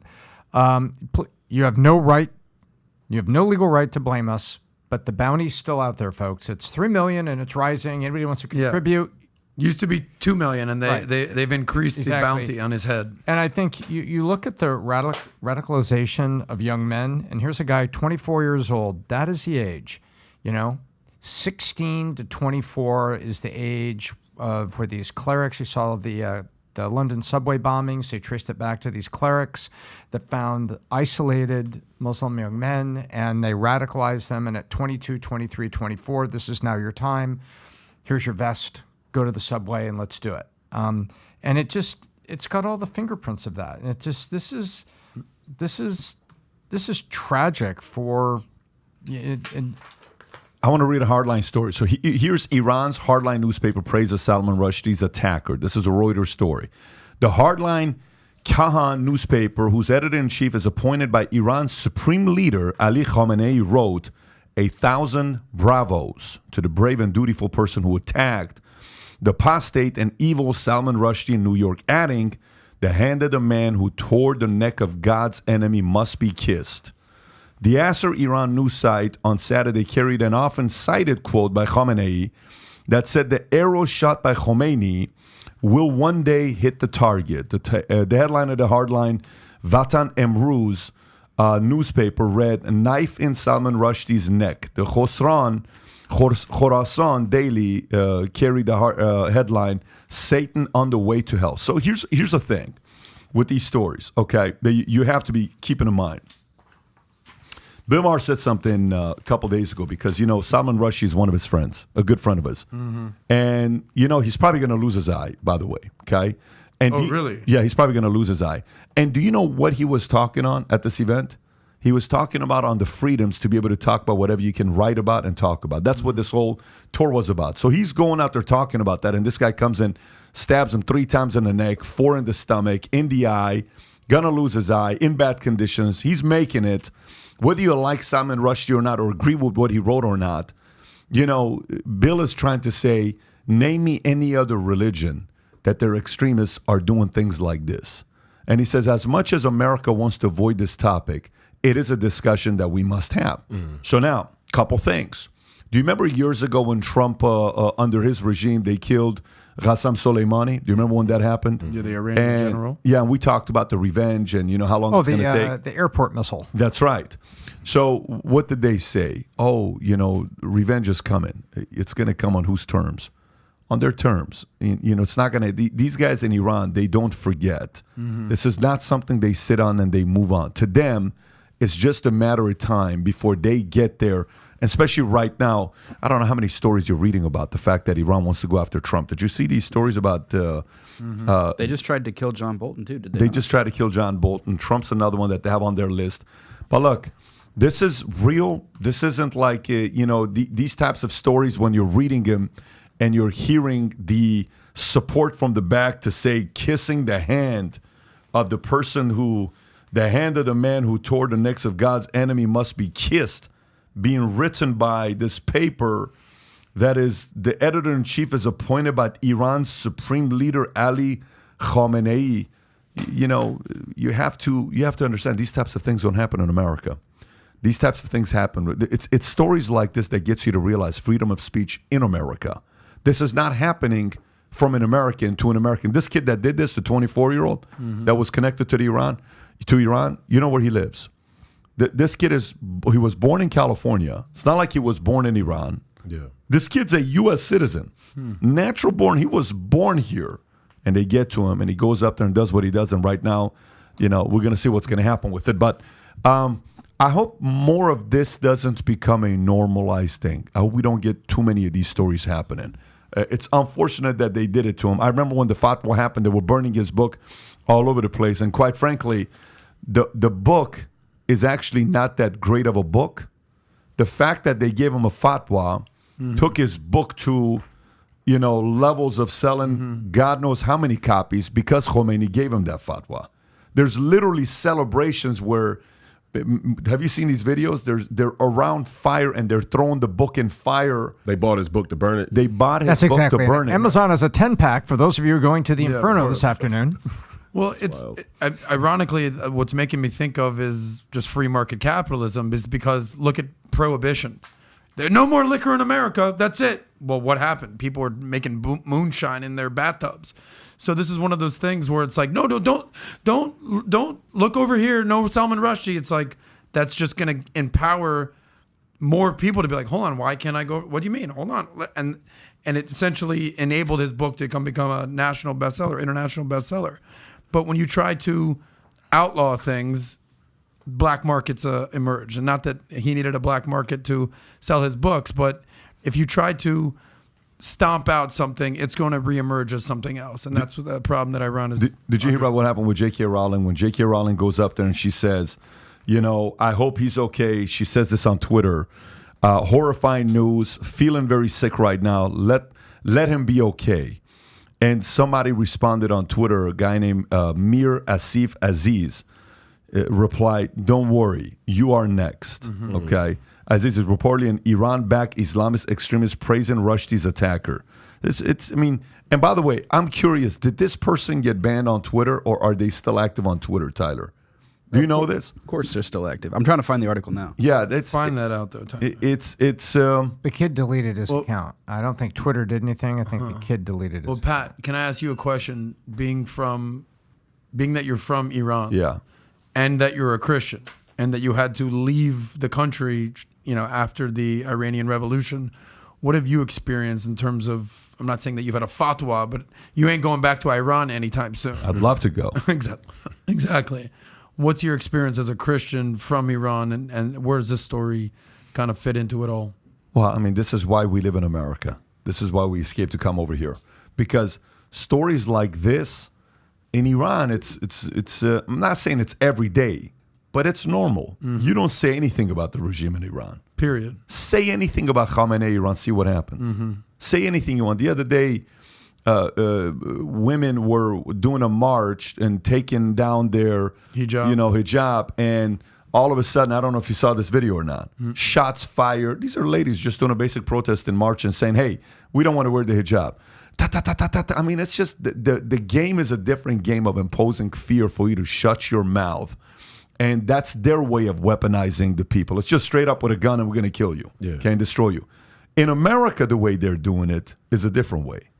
In America, the way they do it is they'll take your voice away from you. Yeah. They'll censor you. There's different methods to killing a man. It's not just the life. Life is.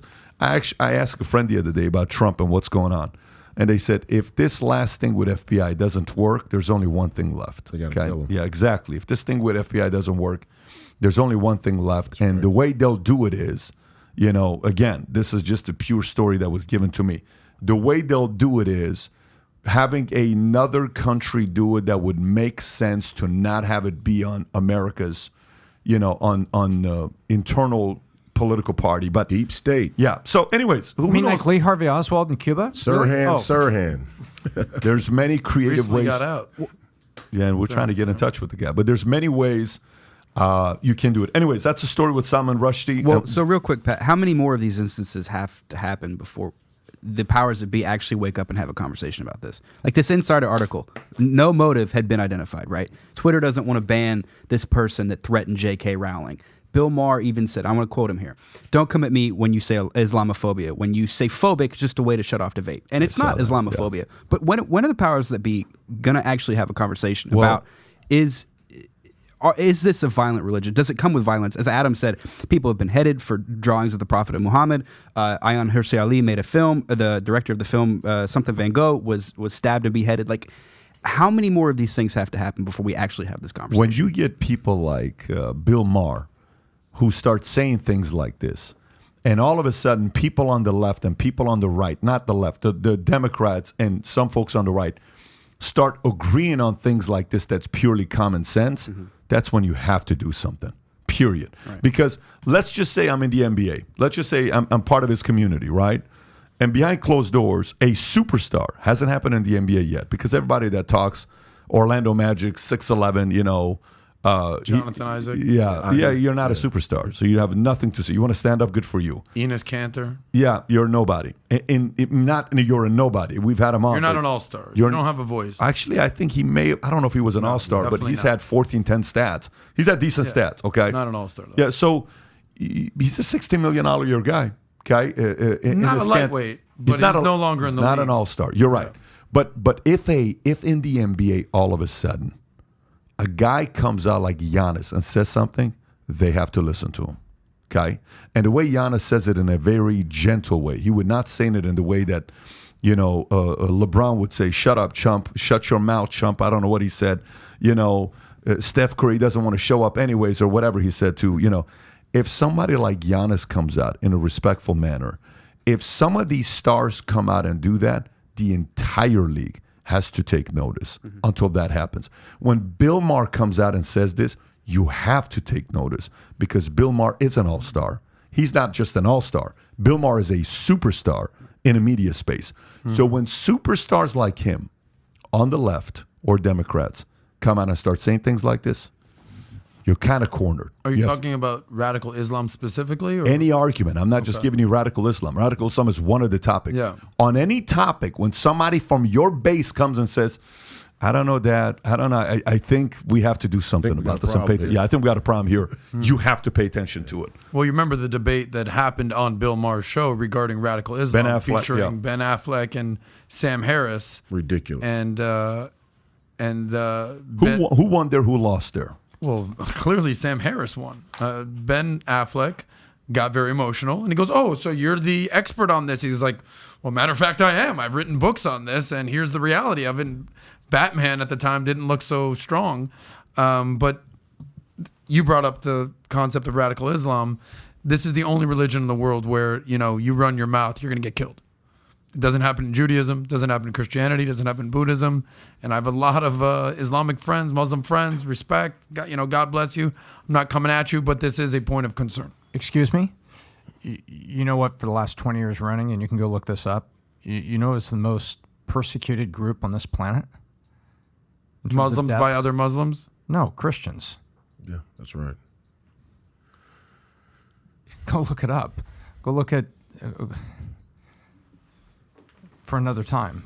What do you mean for another? Now's the time. Make your point. Christians around the world are the single most persecuted and exterminated group on basis of pure faith. You look at what's happened in Darfur. You look what's happened in Indonesia. There is a genocide that's going on here. The first country in this world that was a single identity, not polytheistic, but single identity Christian, was Armenia, and suffered a genocide that still no president of the United States has stated it was a genocide. You go back and look. Biden actually did come out and say something at the beginning of his presidency. I think you recall that. Biden did say something about it, shockingly enough. Can I say one thing? Can I say one thing about the Islam piece? Islam has a bunch of problems. Their religion, in my view, has not evolved the way the other two Abrahamic faiths have evolved. And the tenet of violence is obvious. I don't think that it's Islamic phobic or prejudice or racist to just acknowledge the tenets of what you see before you.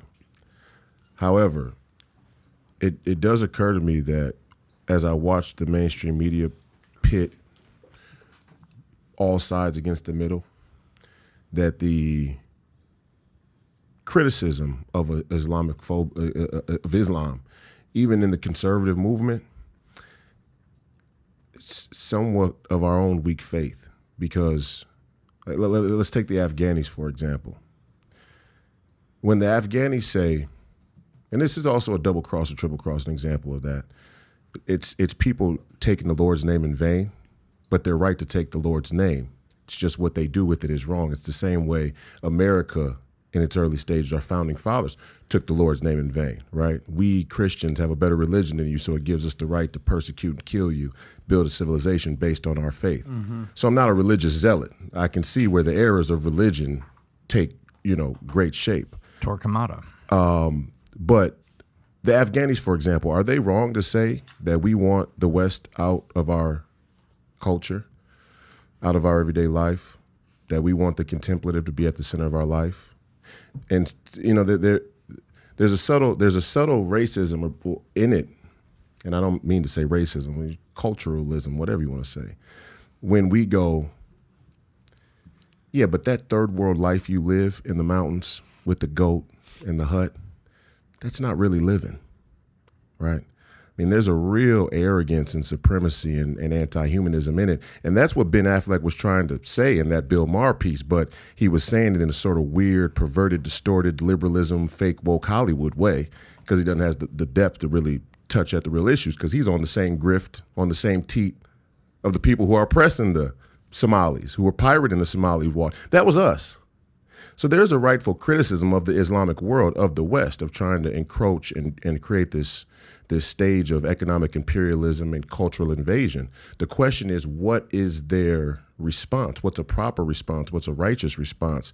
And it's never a righteous response to kill innocent people in the name of God. And that's where Islam, I think, has strayed egregiously from the path of genuine faith. Is my understanding, even of the Islamic faith, nowhere is a reasonable read of the Quran, allow for somebody to kill innocent people in the name of God. And if they have perverted in that way, then it's way off the mark. So, but we have to also, as Westerners, as Americans going forward in the America First movement, even realize that we provide the canvas for them to weaponize Islam in their part of the world.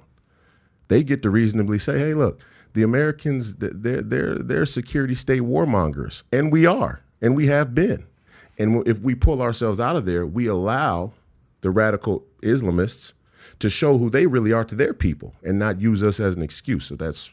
I mean, look at the quote from the Iranian newspaper. To your point about using God as the righteous way to do righteous things on behalf of God, quote unquote, the hand of the man who tore Salman Rushdie's neck, aka God's enemy, must be kissed. 1,000 bravos to the brave and dutiful person. So they're using God as the scapegoat or their justification for why this apostate should be killed, using God. Do you think God is actually looking down on Salman Rushdie and saying that he's the enemy and he should be killed? Yeah. According to, that's Sharia law, he is, I guess.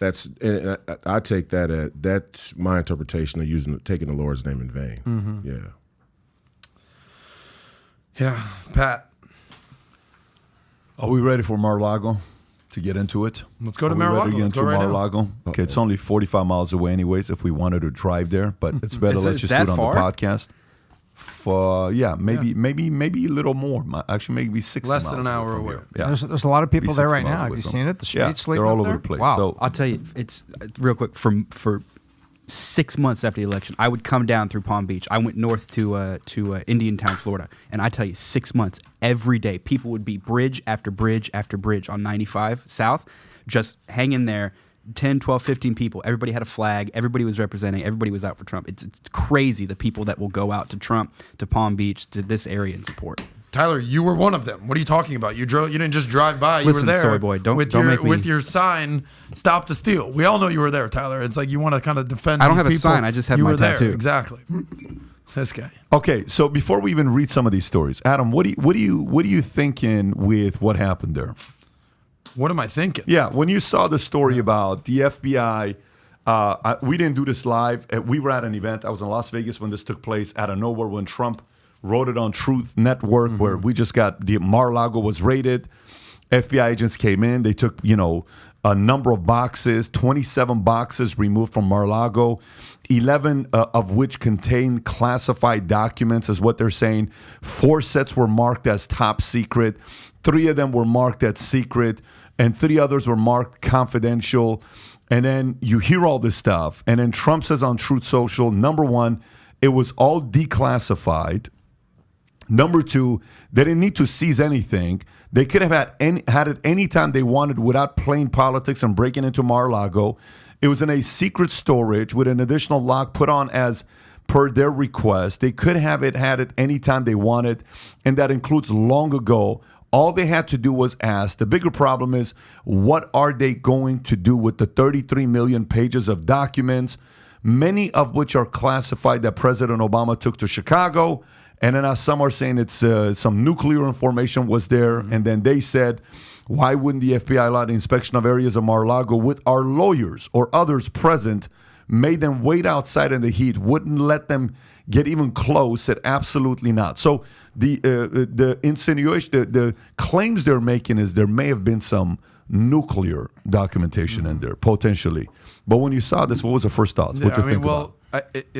Most people have their mind made up on Trump already. Nobody's going to be watching this and being like, okay, based on this story, how do I feel about Trump? You either feel that he is a national treasure or national hero, and that's what side you're on, or that you think that he's a national security risk, straight up. So if you want to kind of look at the left and the right on this, you can say, all right, this is politically motivated. Try to reason. Exactly. Try to reason. I mean, I'm just trying to be in the middle here. Just but try to reason. Most of America, they're weaponizing the Justice Department, and then it's basically just sort of political theater, or then there's the other side of the coin that's basically saying, no, these are legitimate concerns. These are very serious charges. What are they, breaking the Espionage Act and basically obstruction of justice. So at the end of the day, everything's going to fall on Merrick Garland. He's the one who signed off on this. I think the first couple of days they were like, how did this happen? Who's the person? The DOJ, what's going on? Merrick Garland, who infamously was passed up for a Supreme Court justice under Obama, Mitch McConnell. We all know that story. Oh, no. He got over that. Yeah, exactly. So is it feeling better now? Right, but I don't think he took this lightly. When he signed, I don't know Merrick Garland personally. I don't know where his mentality is at. But when he signs off on this, he has to realize, oh shit, this is some serious stuff. You don't think we are Biden raiding the home of the ex-president of the United States? You don't think Biden knew?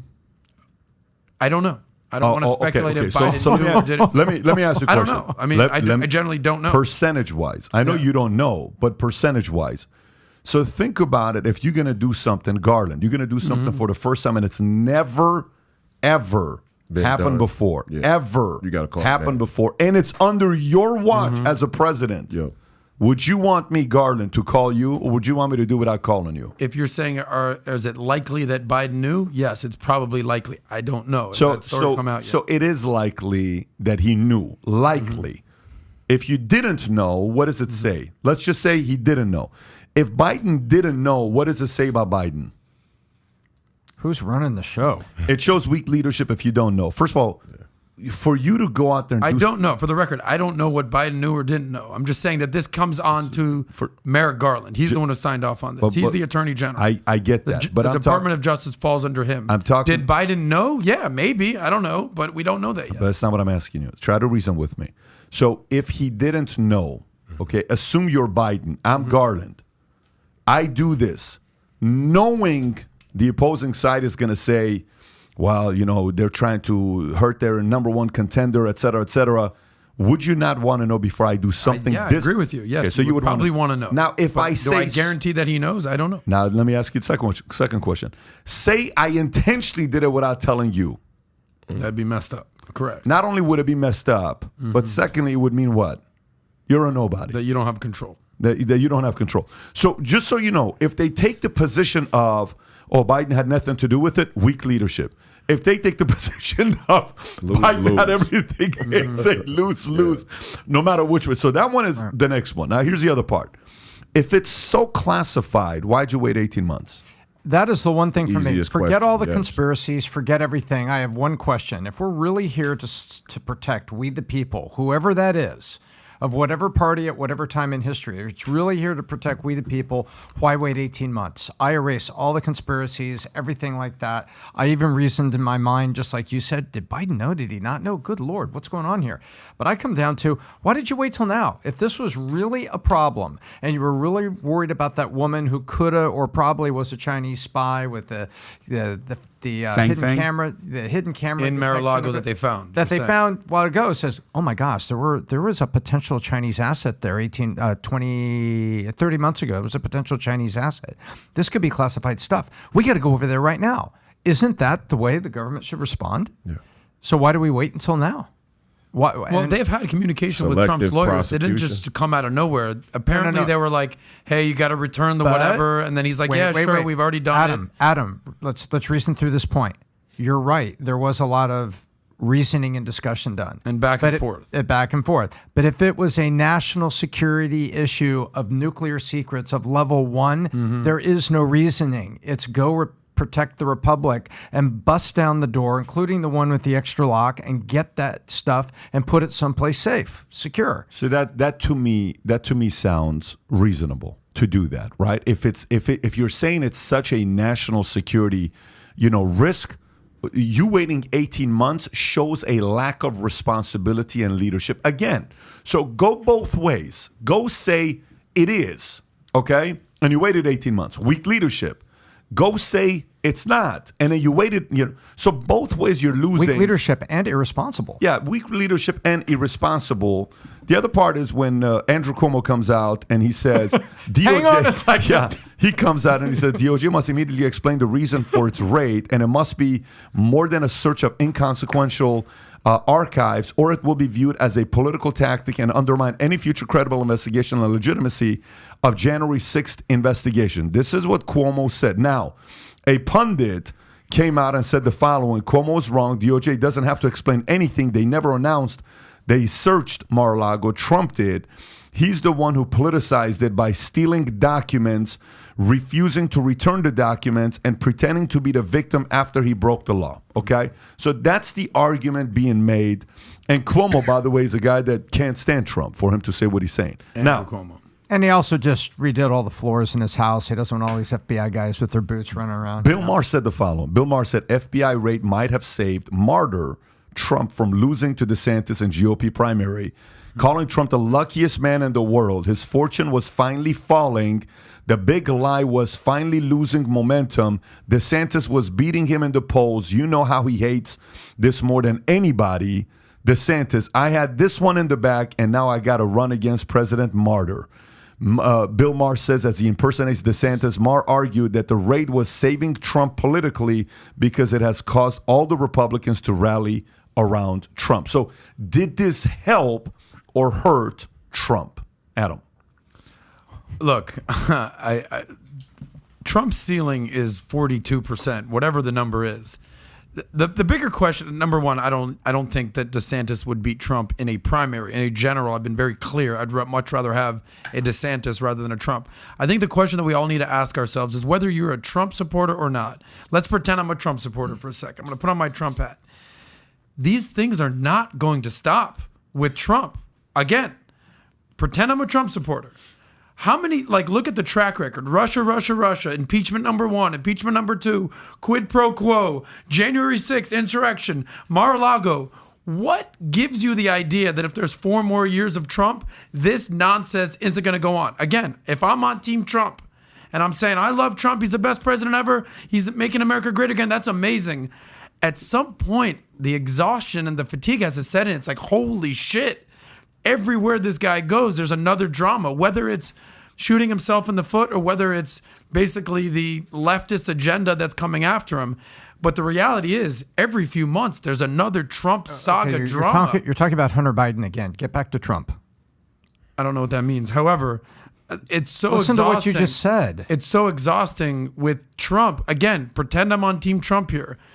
Every 3 months, every 6 months, there's going to be another political drama that you're going to have to run through. But you say that as though these are Trump's doings. I'm just, again, pretending I'm a Trump fan. Yeah. This is the reality. There's another impeachment coming down the road. There's another. But if you're pretending you're another a Trump drama fan, going that's on. not what they're saying. The Trump fans are not saying that. No, I'm saying the actual all of facts here, Tom. No, hang on. Everything I just said was not my opinion. You hang on. Everything I've just said is exactly what happened. Really? Did he not go through 2 impeachments? Stifle the January voice to 6th make was the not point. going That's through So here? let me ask you a question. You're not saying whether those things were true or not. All you're saying is a Trump brings a lot of drama. That's what you're saying. For more, yeah. So you're saying Russia was a hoax. You're saying the impeachment didn't really I'm just do saying anything. everything that just happened is just Sure. expect more of it. Okay, so then Your let's premise process also that. is that a Trump person. Your premise is a Trump person is going to say, "Gosh, all these things are too fatiguing." That's not what that's not what MAGA says. MAGA says all these things are being foisted against our hero. They're not saying I'm fatigued. So that's my point. My simple point there, you hang on, right, was that the Trump fans are not saying they're fatigued. They are saying they're fatigued. They're tired of the liberal establishment trying to attack their boy. I just go for it. I disagree with that. I think there is some fatigue in the MAGA movement, and There has to be. and it's Go on. unrightfully so. I think the response to people weaponizing the truth and manipulating and using it to try and bully you into emotional fatigue should be opposed vehemently. You should never give way to somebody who's marked you out and said, if we just keep lying enough, this person will ride off into the sunset. We won't have to worry about them. That's how you lose a country. That's how you lose a country in grand fashion, which we have. But I do see as a rising voice in the America First movement and the MAGA movement and in that circle that many people are criticizing Trump, not necessarily for the rightful criticisms that there are, but more along the lines of these contextual, well, if he runs again, then we have to look forward to more of this, and it would just be better if DeSantis had his day. And it, you know, my concept of it, again, going back to earlier, is the greater scope of it is the people who we oppose, the forces that are coalesced against us spiritually, politically, ideologically, emotionally, whatever. They are opposed to Donald Trump at a deep level. It's not him. He's just his current scapegoat. If DeSantis wins and he got in, there would be no way that they would look more favorably on DeSantis and not try the same tactics on him unless he abandoned an America First position, which he might. And I'm on Team Trump, but I'm going to say something that the MAGA movement might not like right now. This is all moral hazard. To what I was telling you earlier, when you don't tell the truth when it's time to tell the truth and fight and die for the things you believe in when it's time to, that it comes back to bite you. And we talked about this 10, 20, 50 hypothetical time horizon. Well, Donald Trump's time horizon on moral hazard just knocked on his door right now. And it was only a few years later. Because what he didn't do, as America First as he was, as trade as he was, as immigration as he was, as anti-liberalism, Church of LGBTQ, drain the swamp as he was, he didn't deconstruct the administrative state. He didn't gut the intelligence communities. And he should have. And he had the juice to at least lobby for it. But even he, in a flawed manner, and again, I support him running as the candidate in 24 for the GOP and becoming the president. I think the country needs him right now. But we don't want an echo chamber in the America First movement. And any MAGA supporters who want an echo chamber and don't like anybody who has any criticism of Trump, they're not real Americans. They're cucks. He should have deconstructed the administrative state. He should have fought harder to deconstruct the security state. But he didn't, because he likes his security. And in trying to move these institutions, we all fall victim to our own personal relevance to them. And this is the moral hazard. He actually believed that the military was behind him when he was the president. And then our guy, Milley, was talking to China behind his back. He was never with him, right? Barr betrayed him. All of these people that were in these positions betrayed him. And he actually was pretty moderate. Like, I can tell from the things that he went for and the things that he said and the people who I know were behind him and the spirit of what he really was trying to do, he was moderate on. And he tried to do that to appeal to a centrist, a more centrist spirit. And it bit him in the butt. Now the security state's coming after him, and who's going to help him? Who is there to help him? The Republican establishment's in on it. Mitch McConnell would love to see Donald Trump's head up on a pike. There aren't enough consistent, reliable America First movements in the entire United States Congress to protect him from a weaponized military security state. That's the moral hazard. He should have busted up the administrative state, but he didn't, because the people around him that he put around him to advise him said, be moderate. We don't need all of the antics on these certain things. And the security state was one of them. The head of the FBI should go. The head of the CIA should go. The head of the NSA should go. The head of the DOD should go. After Afghanistan, that hold it back. The whole thing should be gutted. But they hit us with the fear mongering. They go, if we gut all these security state institutions, you'll be in mortal danger. You won't survive 24 hours if we get rid of these people. These are the people who have stolen the country, and Donald Trump's fallen victim to it just now. Well, he appointed the head of the FBI, Christopher Wray. It's on him. So at Absolutely. one point, you have to look yourself in the mirror. But also, when you're in that position and you go to appoint people as heads of agencies, a lot of the suggestion comes from the peanut gallery, right? I don't think you're vetting every single appointee for every single agency in a thorough manner individually. How could you? You don't have the time. So you rely on the people around you, and some of the people around you are shills, globalists, spooks, and so he has to sort that out. I support him And I think he should, and I think we need him to win in 24. But I'm not going to hold my tongue and dance around the fact that this is the moral hazard from some of his decisions. And now that's why he's coming out and saying, I never thought this could happen. Yeah, I know you didn't think it could happen. I did. When George Floyd popped off in Minnesota, I said the state has become tyrannical. And Donald Trump was the president at that time. See, when Donald Trump ran on sovereignty, I really understood the deeper meaning of sovereignty. He understood it at his level, in his scope. Now, the true sense of sovereignty is biting him because our security state should never be able to be weaponized politically against a former president. That's tyranny. But here we are. Who's going to stop it? Who's going to stand up and say, gut these institutions, irregardless of if it puts us in danger from the Iranians? I don't sleep well at night with the belief that if the CIA director isn't there, then the Iranians are going to bomb us in the middle of the night. No, because I'm a true American. This nation is a nation of shopkeepers, independent business owners, and the Second Amendment. You secure your own freedom. You don't wait for some shadow group named the CIA of faceless people that do more killing of faceless individuals around the world than they do protecting to secure your freedom. But Donald Trump is a victim of that as well. New York City businessman, successful, built his wealth. The protection of the shadow is there. And whatever it is that they're doing and their expertise is protecting me, it's okay. Till you wake up one day and you're in their line of sight. Your response?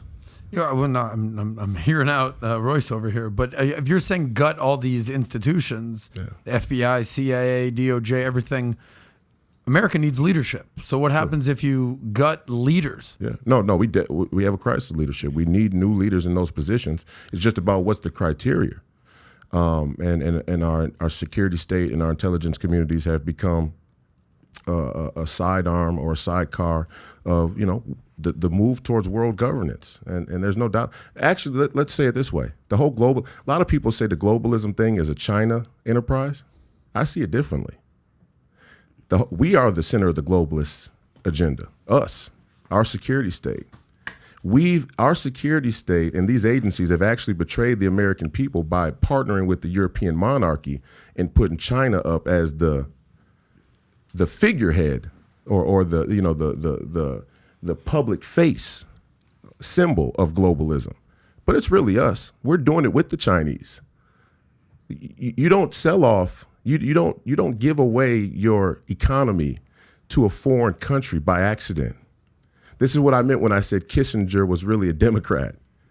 What they did in China in the 70s by opening up China as the Great New Horizon and taking us off the gold standard in the same term isn't by accident. Who would believe that's by accident? You would have to believe these people are idiots. And I don't. I don't think Kissinger's an idiot, and I don't think Nixon was. Let's play this out. What happens here? What happens next? Let's play the game of what you think will happen next. What do you think will happen next here? Does this help Trump? Does this hurt Trump?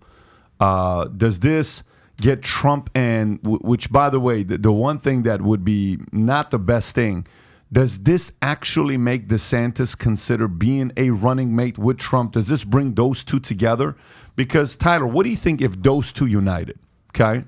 Imagine if Trump and DeSantis are like, look, man, if there's one time ever where you and I, let's just do this together. I'll go one term, you take 2 terms, and let's go run together. Do you think this unifies Trump and DeSantis at all?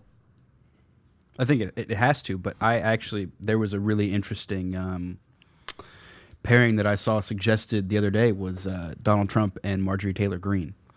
I thought was, now I'm not a big fan of MTG, but you said something the other day that DeSantis and Trump are both type A personalities. Yeah. I don't know. First of all, I don't think Ron DeSantis would make the mistake of running against Trump in a primary. I think he knows exactly what would happen. I think he looks at Ted Cruz, your wife looks like a dog, and like he knows that. I don't think there's any way Ron DeSantis runs against Trump in a primary. I'm not asking Marjorie. I'm asking, does this, because here's the big concern. Is those two going up against each other, right? The way the left is going to do it is divide and conquer. You got to pin those two against each other. Right. You have to do that. Bingo. It has to be strategic. Does this unify those two to say we're both alphas, but let's do this together for 4 years. I think it unifies them, but I don't think it puts them together. I really think actually that DeSantis stays in as governor of Florida. He stays in Florida, and Trump picks another solid running mate. As nice as it would be, and I think as powerful as it would be, I don't see that happening. I wonder because what purpose does it serve? What purpose does it serve to remove Ron DeSantis as the strongest governor in the nation, of the strongest state in the nation right now, to put him as the vice president? And then who would backfill him? Who would backfill Ron DeSantis? And how can we guarantee that who backfills Ron DeSantis keeps Florida as it is? Florida is a beacon right now. Don't think selfishly. Think if you lived in Tennessee. Forget about Florida. Think you're living in Idaho. You're not living in Florida. Think America more than you think about the state we're living in today. Does this bring those two together? It should. I think it should. I think it won't.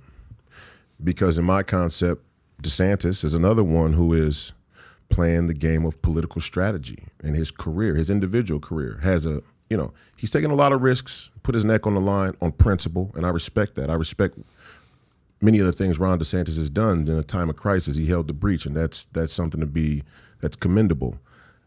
But to what degree must be measured against the circumstance we're in.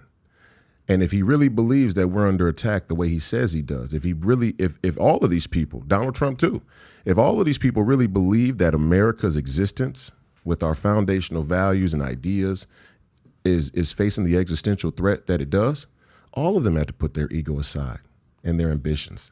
That's something a good Christian faith would give them. It's not about me. It's not about me running in 24. It's about what's best right now for we the people. And for we the people, a DeSantis Trump ticket would say that all of the tangential, political, ancillary strategy and trajectories and me in 24, 28, none of that matters. We're going to stand side by side based on sacred honor. But they're going to have trouble coming to that because neither one of them think that way. And their behavior up until this point has proved that. They think along the lines of political strategy. That's part of the reason why Trump endorsed a bunch of candidates who aren't really America first. But he did it, and they end up winning. Rhinos, yeah. And the MAGA people are raging, but they're like, I'm seeing it on the grassroots level in the. Trump is a strategist. Trump is not. He's not right. at your level of his method of getting things done is very different than the way you get it done. And to my point though, his people betrayed him the first time, and he hasn't learned yet. And I pray at night that going into this next election cycle, he will have a change of heart and mind because his people betrayed him. When you think strategy too much, sometimes you're too smart for your own good. Yeah, but people. So then, what Jesus was not his people betrayed him. Yes. Yeah, so yes. That is part of the game. The part of the game is betrayal. Betrayal is part of the level you're competing at. You're not going to be able to stop betrayal. No, right. Man. It happens that the higher you move up, the more it's going to hurt. But it's going to happen. No doubt. So he's playing at a different level, and it's very normal for that. I understand the way I'm explaining it doesn't make sense. Like, what do you mean it's supposed to be normal? It's very normal. At that level. It's very normal. Look, my criticism is just because most of the criticism against me is, well, you started off, leading these peaceful protests for George Floyd, which were really more about corporatocracy, not about racism and police. Sure. But it was framed that way, and now they go, well, now you're just a shill for Donald Trump or the far right. I'm like, no. I mean, there's criticism to go around. Yeah. And Donald Trump has a fair share that he should reasonably get. But you're right, at that level, just like I said about him picking the proper, even the Attorney General. Bill Barr was probably a bad pick, but he trusted him. And he came up short, and we're all going to do that. Who around Donald Trump has not disabandoned him? Who around Devin Trump? Nunes. I think Steve Bannon did Bannon. As far as Trump called him Sloppy Steve, Yeah, and but basically wrote him Steve off. never but that's left Trump. talking to Steve. That's not Steve talking against Trump. And actually, Steve did this is why I actually followed. This is why I was besides that Steve is nail on the gun when it comes to the issues, trade, China, most things. Me and him disagree on a few things too, but most things. When Donald Trump lashed out at him and he said, nah, that's my guy. That's my guy. I'm an Irish boy from West Virginia. We talk to each other. I've heard worse with my brothers around the kitchen table. That's my guy. I'm sticking by him. That's sacred honor. That's Yeah, but doesn't sacred honor work both ways? sometimes it doesn't. Your sacred honor is about you. It's not dependent on how I act in the world. To most degree, shouldn't be based on what he does. Now, if he threatens me with a gun and I have to react physically to what he's doing in real time, that's one thing.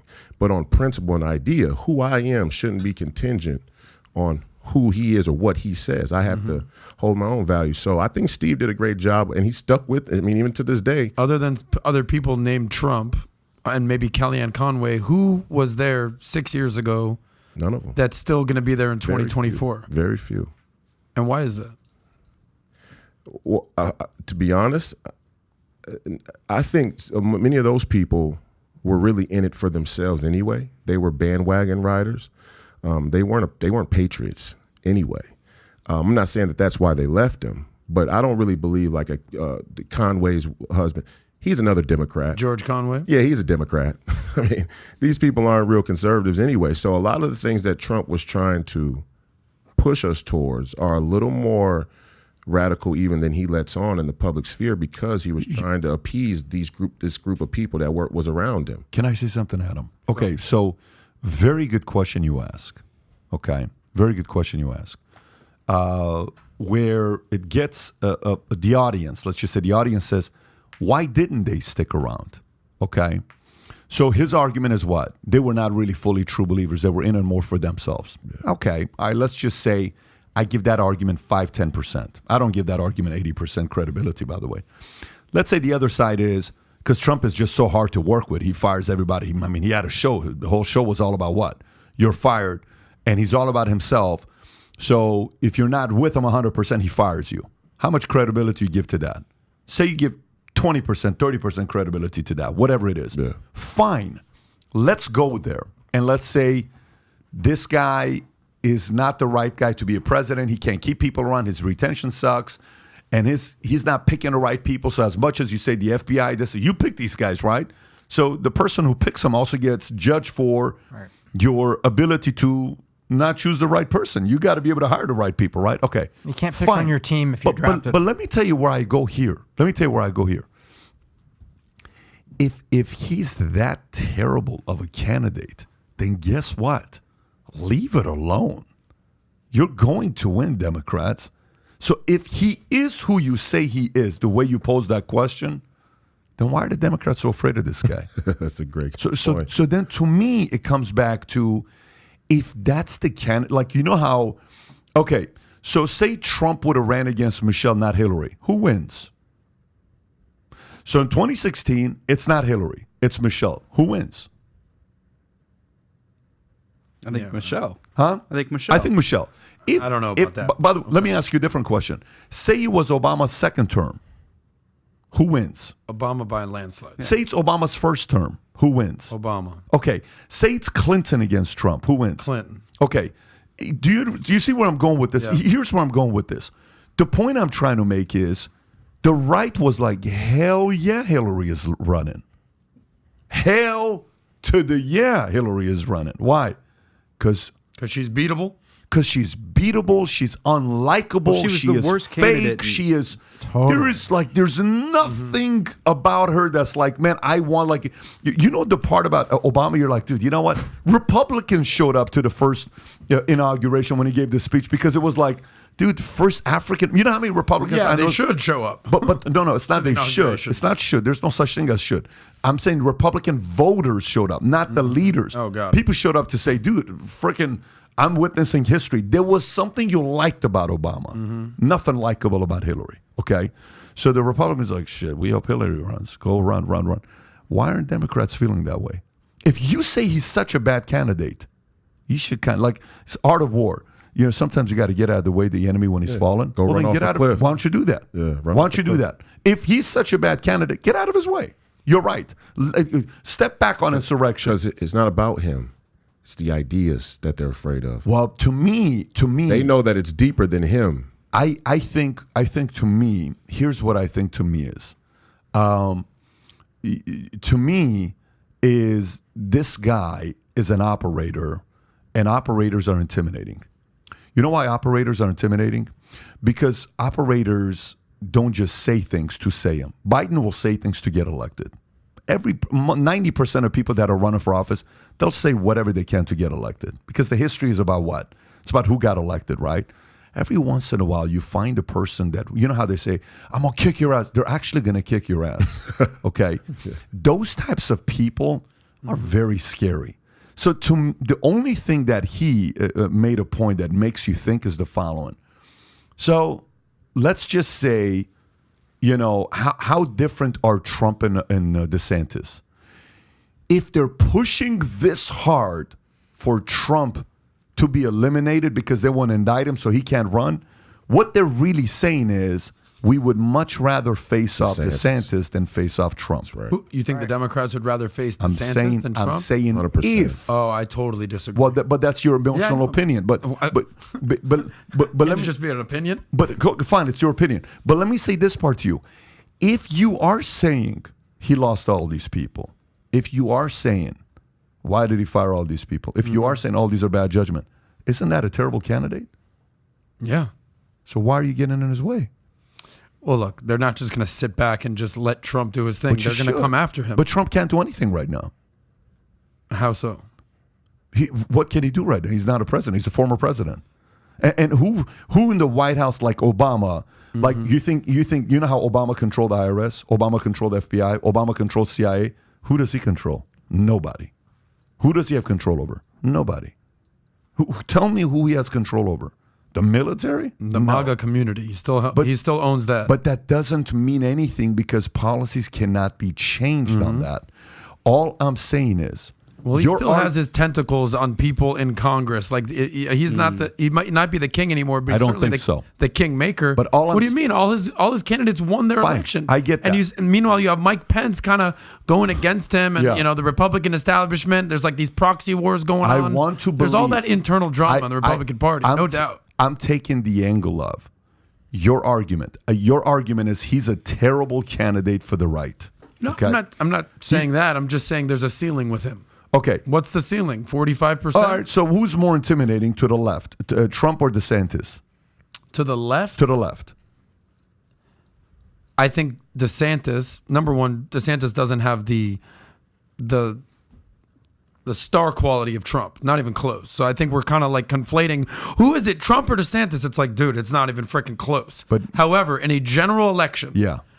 DeSantis is way more palatable to the general electorate than Trump. Shouldn't that scare the Democrats?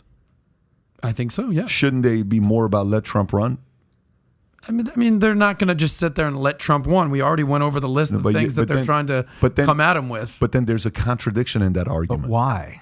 Yeah, then there's a contradiction in that argument. There's a contradiction in that argument. Okay, as much as people said what they said about Obama, the right, that was the one person they didn't want to. They're like, this guy could actually do something. Well, they're still going to always try to bring Trump down. No matter, like if he's at 45%, they're going to want him at 40%. Tell me what president they've ever done it at this height. Nobody. That's my point. Okay. Is that it's not going to stop. But why though is my question. Because they hate the guy. Why though? For a billion different reasons. Tell me why though. Give me 5 reasons. What he says, how he acts, how he conducts himself, the illegal stuff that he's done, the lying, the maliciousness, the vindictiveness, the horrible attitude. I mean, the list goes on and on and on.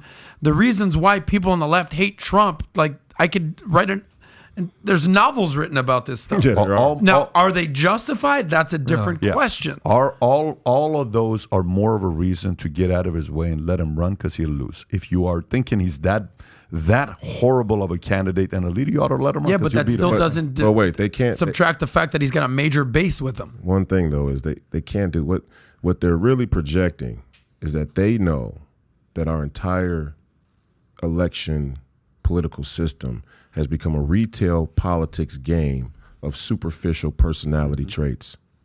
Okay, it's the gravity of popularity. Okay, in one direction or another. They're scared of Trump for one reason. He's got gravity. They don't like they're uncomfortable with his gravity because it's hard for them to determine. It's hard for them to predict. It's unpredictable for them. Right. With Obama, it was a similar thing for the opposite reason. They liked Obama's gravity, but they could measure it. They knew why he had the gravity. First black male, very good speaker, well polished, squeaky clean, is the most likable guy, right? They're afraid of Donald Trump because he's not a centrist. And the most dangerous people in our society are not the people at the extremes, as much as I dislike Ilhan Omar and would have really loved to unseat her. The most dangerous people aren't at the extremes. The extremes, in some way you could argue, and some people do, that the CIA kind of poses them extremes, like the KKK. Like, who's really in the KKK anymore, right? I don't know. I live in Minnesota in the north. There's been goat folklore about the KKK my entire life. Never ran into one. White people I meet in Minnesota are as nice as they can be. They call me the N-word behind my back when I'm not there, but they don't do it in person. So the painting of the white supremacy I don't see in the way they depict it. But the centrists are the most dangerous people. The centrists want an ever-expanding middle. They're the purveyors of the status quo. That's who Obama was. They loved that. The gravity towards the centrists in a society where people would much rather believe whoever CNN tells me is going to represent me, then I could go back jerking off and getting high. We have a jerk-off society. So the most dangerous people in the jerk-off society are people who have gravity in a really superficial, vector. And Trump has that, right? Whether you're support him or not, you have to acknowledge that quality. He has that sort of gravity where people will vote for him without really even diving into his politics. They like the way he acts. They like right? So Most people kind of do that. They don't delve into every single policy. You either like Trump or you don't. But the problem with Trump is, let's say on 2 out of 10 issues, he's establishment. And I would say he is. Like I pointed out, the administrative state, I didn't think he went deep enough. I thought the trade thing with China, the 20% wasn't enough. But for the other 8 out of 10 issues, you don't know what he's going to do. He's unpredictable. And most of the time, he's going right against the establishment status quo. Obama was the flip. Obama on 8 out of 10 issues, 9 out of 10 issues is going to go for the establishment status quo. And on the one issue, he's going to paint a picture like he's going and doing something transformative when really it's lukewarm at best. Obamacare, right? Which is a super grift, right? For the government on the working class. I mean, Obamacare was a predatory move on the American working class in the healthcare sector. No question. So the centrists are dangerous is what I'm trying to say. And DeSantis, with all due respect, is a little more of a centrist. Well, and I think there's a different angle you can take with this. I think Adam is right. The Republican-Democrat thing is weird. I think it's different. I think you have your globalists and your populists. There you go. Okay, I think you could say that Nixon was a globalist or Kissinger was a globalist. Don't do the Republican-Democrat thing because we're not there anymore. That's not how the parties work. I think Trump is a true populist at heart, and I think the same reason they're so afraid of Trump is the same reason they were so afraid of Bernie, is because Bernie was a populist. Bernie had the will of the people at heart, okay? And I think that's why people, or the establishment, the globalists are so afraid of him, because they're afraid of the people. They know what the people are going to do with them. They know they're going to tear him apart. Can I make a point right here? Just go back to my. Let me pay you a compliment, Pat. I know you don't like taking compliments, but there's a Trump metaphor here, and go ahead and tell me I'm an idiot and I'm wrong and I'm getting emotional. Go for it, but I'm going to pay you a compliment and you tell me how you're processing this. We just came back from your big event in Las Vegas.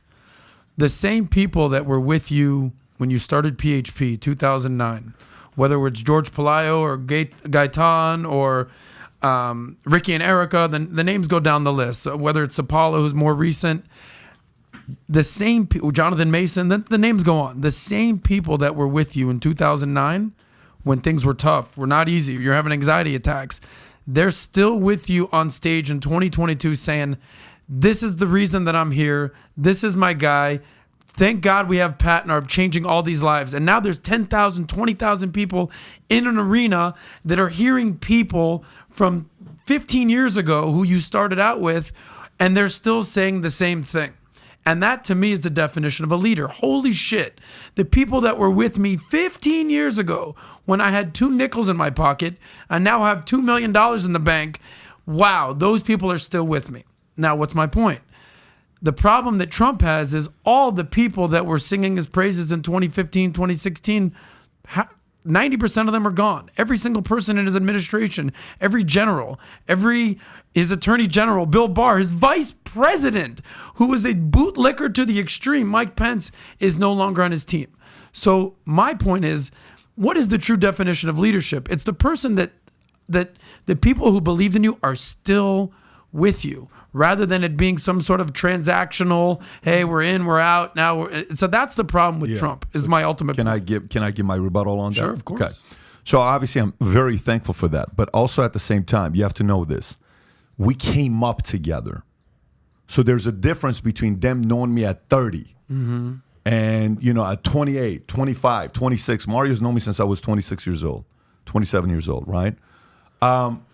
Versus he's never been in politics. So maybe that story is valid when it goes into real estate side, because he's been in the real estate game 40, 50 years. I don't know. Okay, but in the politics side, when you go in and your first job in office is a president, not Congress, Senate, governor, president, maybe you haven't had that tenure to have built some of those deeper relationships where they're your guys that you can elect. The moment you go in, maybe some of the guys you pick are not your guys. They were other people's guys. And their loyalty is to that guy. Okay, so for example, like the guys that are with us that we built, company with, 10 years from now, they may still be me, even though I may not be there, because the loyalty is with me. We built it together. Even though somebody new may come and run the company, they're going to call me and say, hey, the new guy's doing this. What do you think about this? They're going to call me. These guys he hired are not his guys. They're somebody else's guys. Karl Rove. They're not his guys. Fair point. That's the only argument I'm making with this, where I get it. I know what you're saying. But, dude, these guys have been – you're not going to change a 62-year-old person's loyalty who's been in an industry, politics for 32 years, and you coming from real estate, who has all the money, gets all the attention, gets all the girls. Oh, now you're the guy exactly who I hate. You're who I hate. You're who I'm secretly envious of. You're who I'm extremely jealous of. You're the guy I don't like. I'll act like I like you. I don't like you. I can't stand you. I create laws against you. You are who I create laws against. It's a very weird, dirty space that you get into, bro. And, you have to play it in a very, very cautious way, because people like this will flip because they're getting the next opportunity coming up, and they'll drop you in a heartbeat. Andrew Cuomo was God 2 years ago, guys. 2 years ago, we were watching Cuomo brothers thinking they're going to be replacing Jimmy Kimmel and Fallon. We thought they were going to be the late night show. And then what happens? Both of them get fired. Would you have even guessed 24 months ago, August of 2020, both Cuomos are going to be fired? You would have guessed that one of them is going to be a president way before you would have guessed that both of them were going to be fired. This is a very weird world where betrayal is an art, and some are comfortable with it, some are not. And if you entered that space, you have to have already been stabbed so many times in the back, because you need that to be able to make it in that space. It's a very, very dark space. I hear you out, make a very valid point. At the end of the day, though, character does matter. And your character, whether you were 26 and 43 now, has not wavered. The question that people have about Donald Trump is his character. I don't think anybody questions that. That's fine to say that, to say the character part. Fine, no problem. But bro, as much as people want to, okay, for example, take somebody, George Soros. Love him or hate him. What's the guy worth? 20 billion? I don't know what the guy's worth. 20 Say billion. whatever you want to say about the guy. Talking to his financial advisor from UK right now. Say whatever you want to say about the guy. You don't like the guy? You don't like the guy? Go make $20 billion. You have to respect the 20 bill. You don't like, pick another billionaire you don't like. I don't know, Bezos. You don't like Bezos? Go build what he built. Go do it. Good luck to you. Go ahead. Go. You don't like any of these professional sports owners? Go do what they did. This is hard. I can be tall and jump high and go into sports. I cannot automatically win in business. It's very, very hard, right? Okay. To get to the levels he made it and have the parties he put, and everybody wanted to party with this guy. He was on all the rap songs, Tupac, Snoop, everybody. The day he announces he runs, now you hate the guy. Why? Because that makes me a little bit uncomfortable. That makes me a little uncomfortable. They told you to hate him. Yeah. So look, we have to also be able to look past that to say, wait, until 2014, he was the guy we rapped about, made shows about, and watched eyeballs. We read books, Art of the Deal. That was a book. And wait, all that stuff we celebrated? Oh, got it. You totally get it. I get it. Okay, now you're going to lose control of all the political, gold cards and platinum cards you've had to get into all the parties. You don't like that guy now?